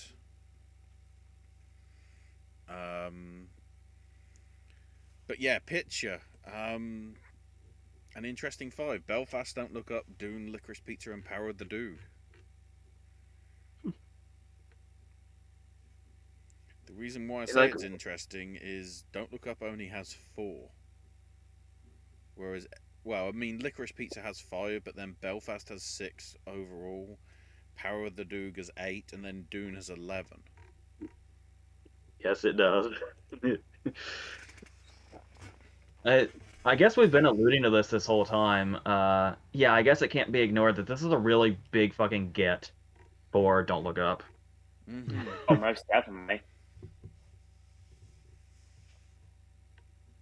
And it's the thing that's been on, like, I've been saying that Don't Look Up is like when we were having that discussion where people were trying to, I think Owen, you and Brian maybe were talking about Don't Look Up not making the 10, but I had to say that I felt really confident. Like I was more confident in it than I am in Coda getting in the 10. Right. And what I was mainly basing that on was that they went so hard for Vice. They went too hard for Vice. And yeah. Like I said, even if something is visibly bad, like the editing, they'll still go for it. It'll still get in editing. I think I went with that on my predictions that year because it just made sense. Not because I The believed irony in is it. BAFTA didn't go with Vice. They didn't even go with Big Short, I think. Well, they went BAFTA's responsible for Rockwell though, aren't they? Probably. I I think believe they so. started that shit.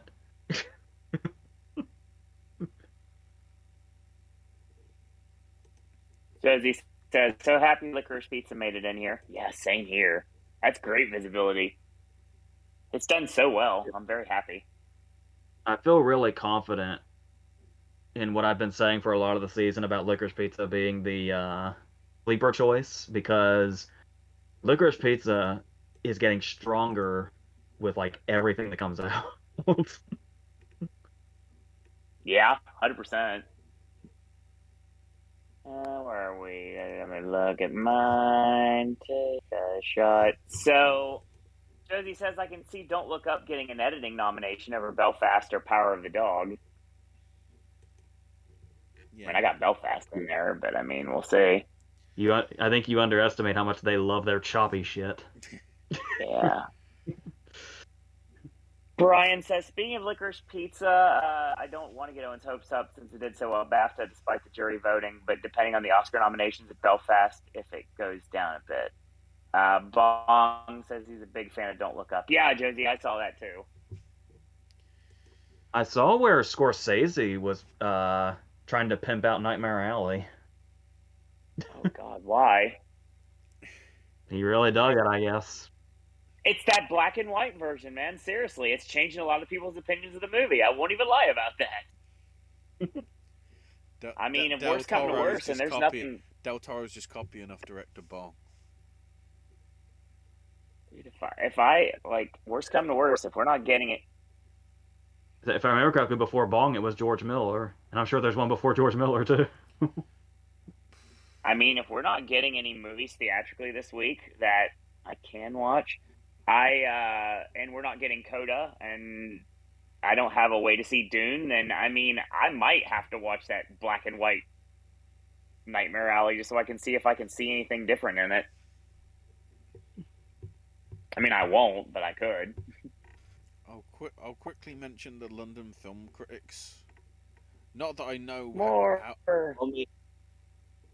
One thing before we even get to it, I just gotta bow down to them for putting fucking Oscar Isaac in, because finally somebody did. William Tell got some recognition. So yeah, Finally. So did Andrew Garfield. Yeah, so in the technical achievement where they just like take a pick from whichever category you want, they decided to eventually go with the visual effects for Dune.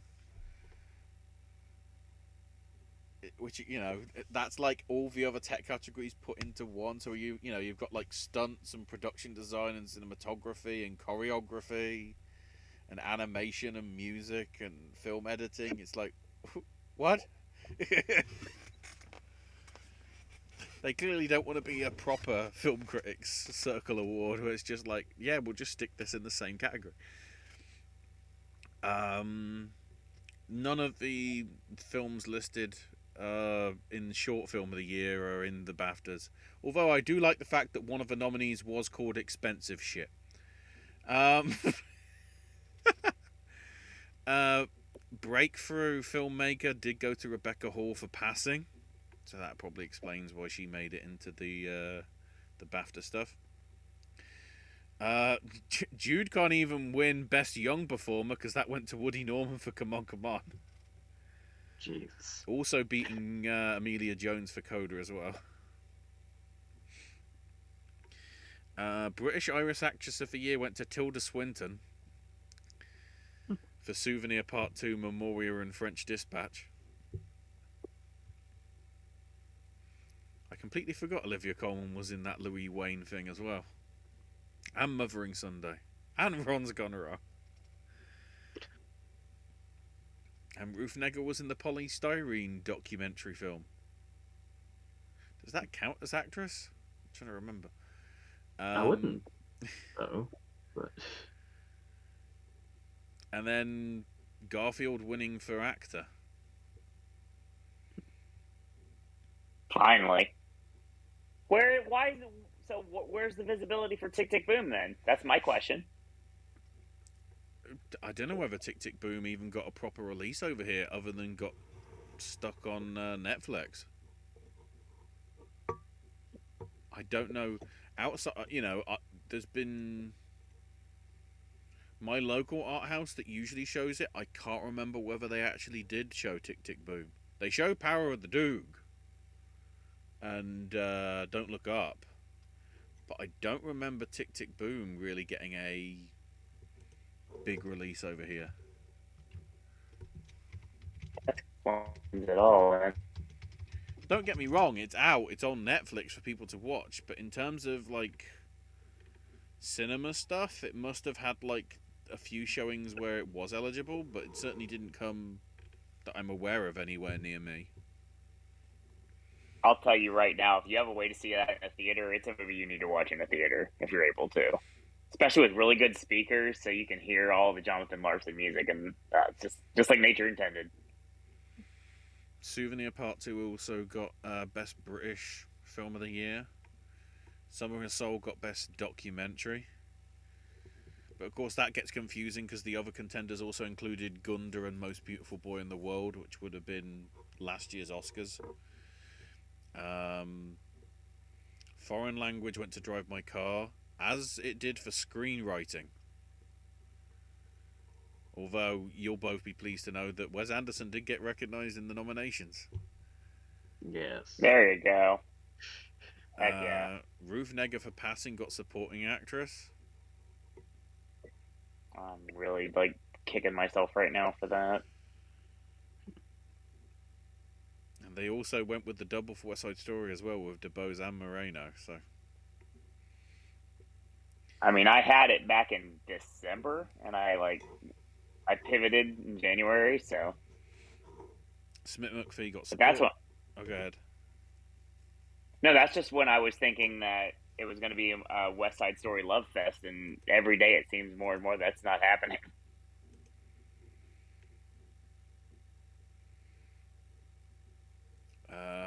Cody Smith McPhee got Supporting Actor. I'm just loving the fact though that Richard Ayoade was in there as well for Souvenir Part 2. I don't think that came out anywhere near me. I'll have to double check.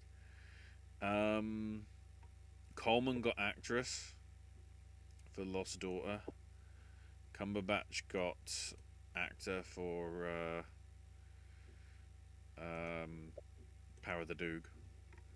Campion got Director, as well as Power of the Doog getting Best Picture.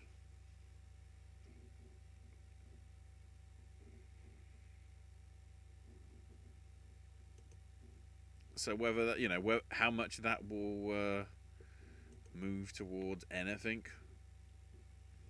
in terms of BAFTA, I don't know.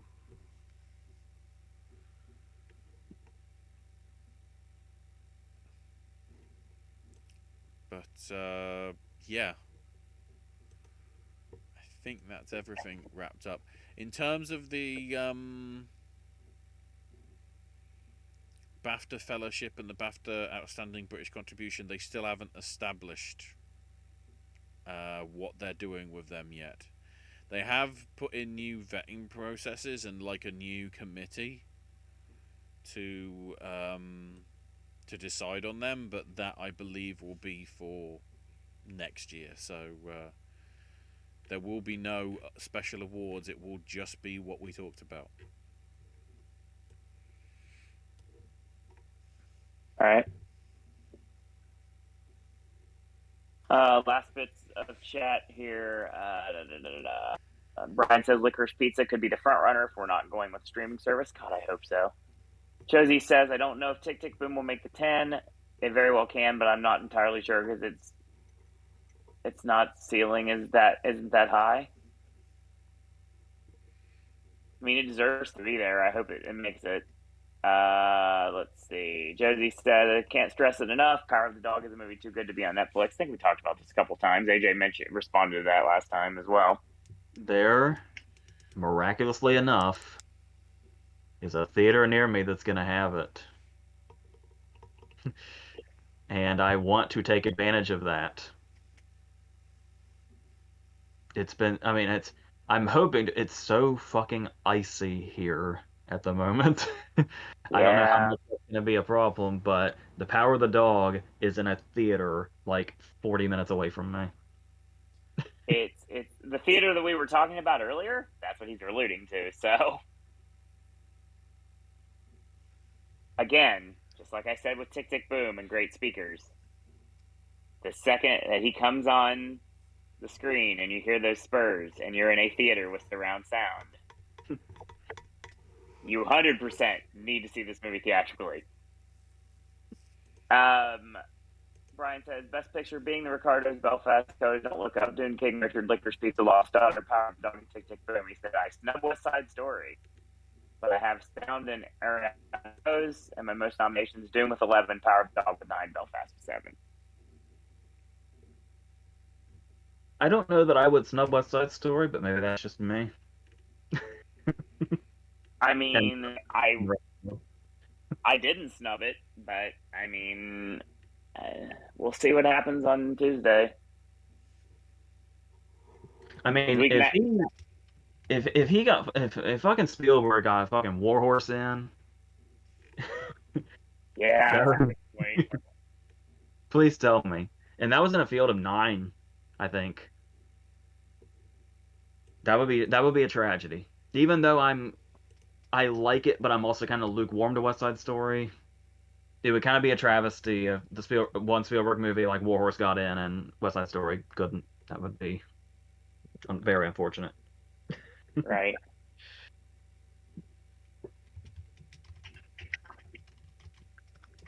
Oh, I glossed over this comment. Sorry about that. Cesar says Lady Gaga win with a question mark. I wasn't sure before. Now I'm starting to think it's a very possible chance. I can't say it's probable. I can't say it's going to happen. It's a legitimate possibility. She's been the most consistent, but then again, I'm never ruling out Coleman. No, I definitely wouldn't. Because like we were saying, because I'm sure there'll be somebody that's coming in later or something that's going to say the same bullshit, so we're going to have to say the same bullshit. If you get in at BAFTA, that's fantastic and it helps. If you missed BAFTA because of the jury system, it probably doesn't mean anything. Yeah. Josie says to Brian, I was pondering the possibility of West Side Story missing Best Picture with its underperformance. You never know. I'm lukewarm to West Side Story. And Lorraine says, I wonder what will be the surprise nomination on Tuesday that looks really obvious in hindsight, but we all kick ourselves for not predicting it. There is always one of those.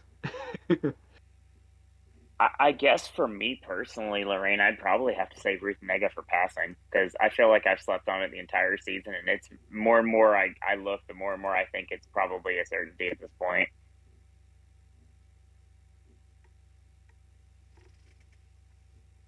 For me, it's probably going to be the fact that I put King Richard in editing instead of Power of the Dog.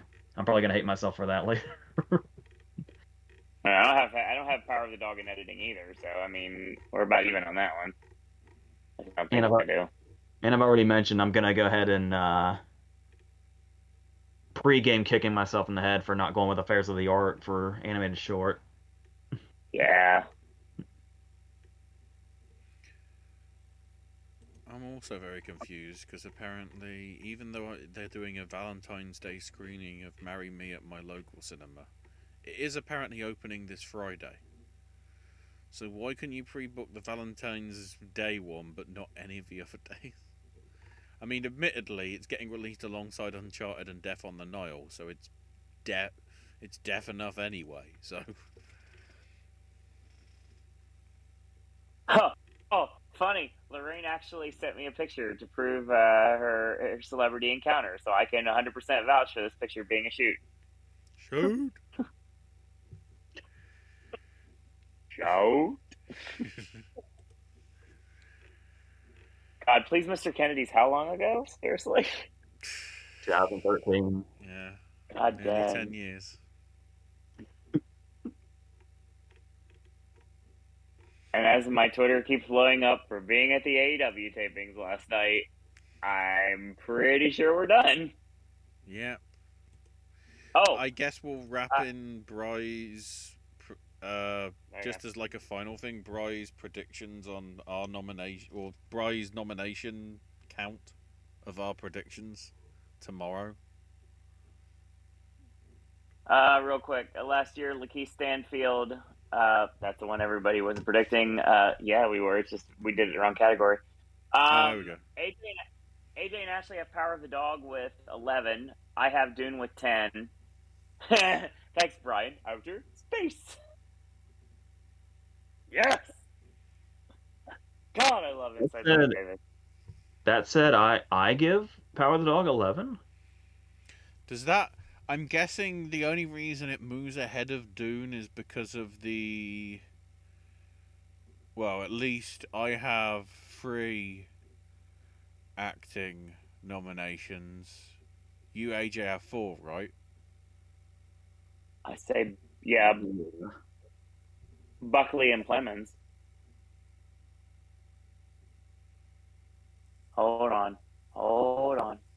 I got it right in front of me because he gave it to me.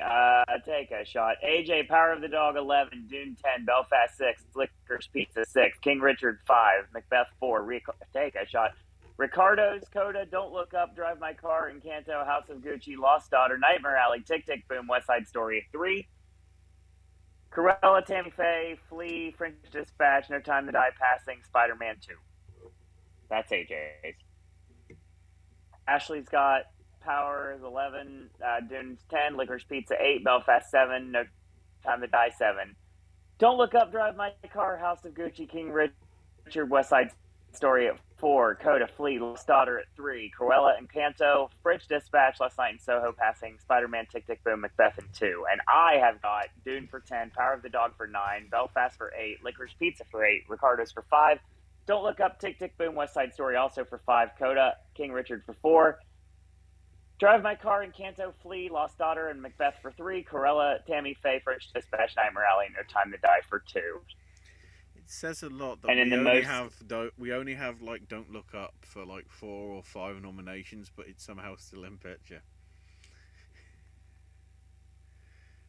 Well, at the end of the day, that's going to be the show tomorrow.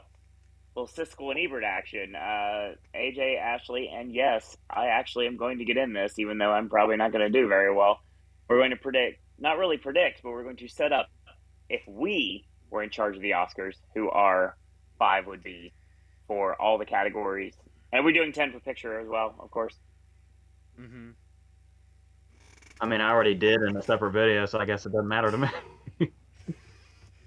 Yeah, and that's going to be the top 8. So yeah, that's going to, not MySpace style, but top 8, like you have been doing since August. We're going to predict those, give our actual nominations and winners, and then you guys and girls can join us and give yours as well. So that's going to be a fun little showski that I'm looking forward to doing. And on Tuesday, AJ, Ashley and my video sometime in the year 2055, because uploading sucks, we're going to be doing 3 separate videos with our reactions to the Oscars. And then between 7 and 8 o'clock, somewhere in that time frame, we're going to be going live to talk about the actual nominations and our discussion we do every single year. And AJ's got reviews coming soon. Moonfall, Kanto, lots of other things. Versus, I'm sure, is coming back soon. We got Emily Blunt's coming back to the network sometime sooner rather than later, so get ready for that. For those of you that love speaking bluntly. Yeah, probably next week. Ashley's got more snack stashes. He's got gaming content somewhere in the near future. I've got a ton of sip and snack videos. I have like 7 I haven't filmed yet, and a ton here. I still have sip and snacks and vlogs from California. I've got a ton of Voices of Liberty I haven't put up. I got a water park show that I haven't put up yet. Lots of content coming on Popcast Network. Interesting. Brian says you both have the same nominations except Plemons for AJ and film editing for Ashley. Makes sense. Okay. That's your show. I want to thank Lorraine. I want to thank Josie. I want to thank Brian. I want to thank Gabriel for popping in for a second. He's Mr. Top Hat after all. So thank you for joining us tonight, whether live or in archive. We really appreciate that. Ashley can be found on Twitter at Ashley'sMyNameUK. AJ cannot be found on social media. Just like Keith Richards cannot be killed by conventional weapons, hence the Penn and Teller get killed reference from earlier. Josie says, always a pleasure chatting with you. Absolutely, as always. We love our live chat here on the network. So stay tuned. A lot more awards coverage. Yes, goodbye for now. And that's going to be your show. Let's see what happens come tomorrow, and then let's really see what happens come Tuesday. So that being said, I want to thank you guys and girls out there for watching. And until tomorrow, boys and girls, that's all we got to say about that. Yeah, you got to shake it up first. It's got to be reflecting of the real weather. Oh shit, it's the Goodman log. Will he ever leave?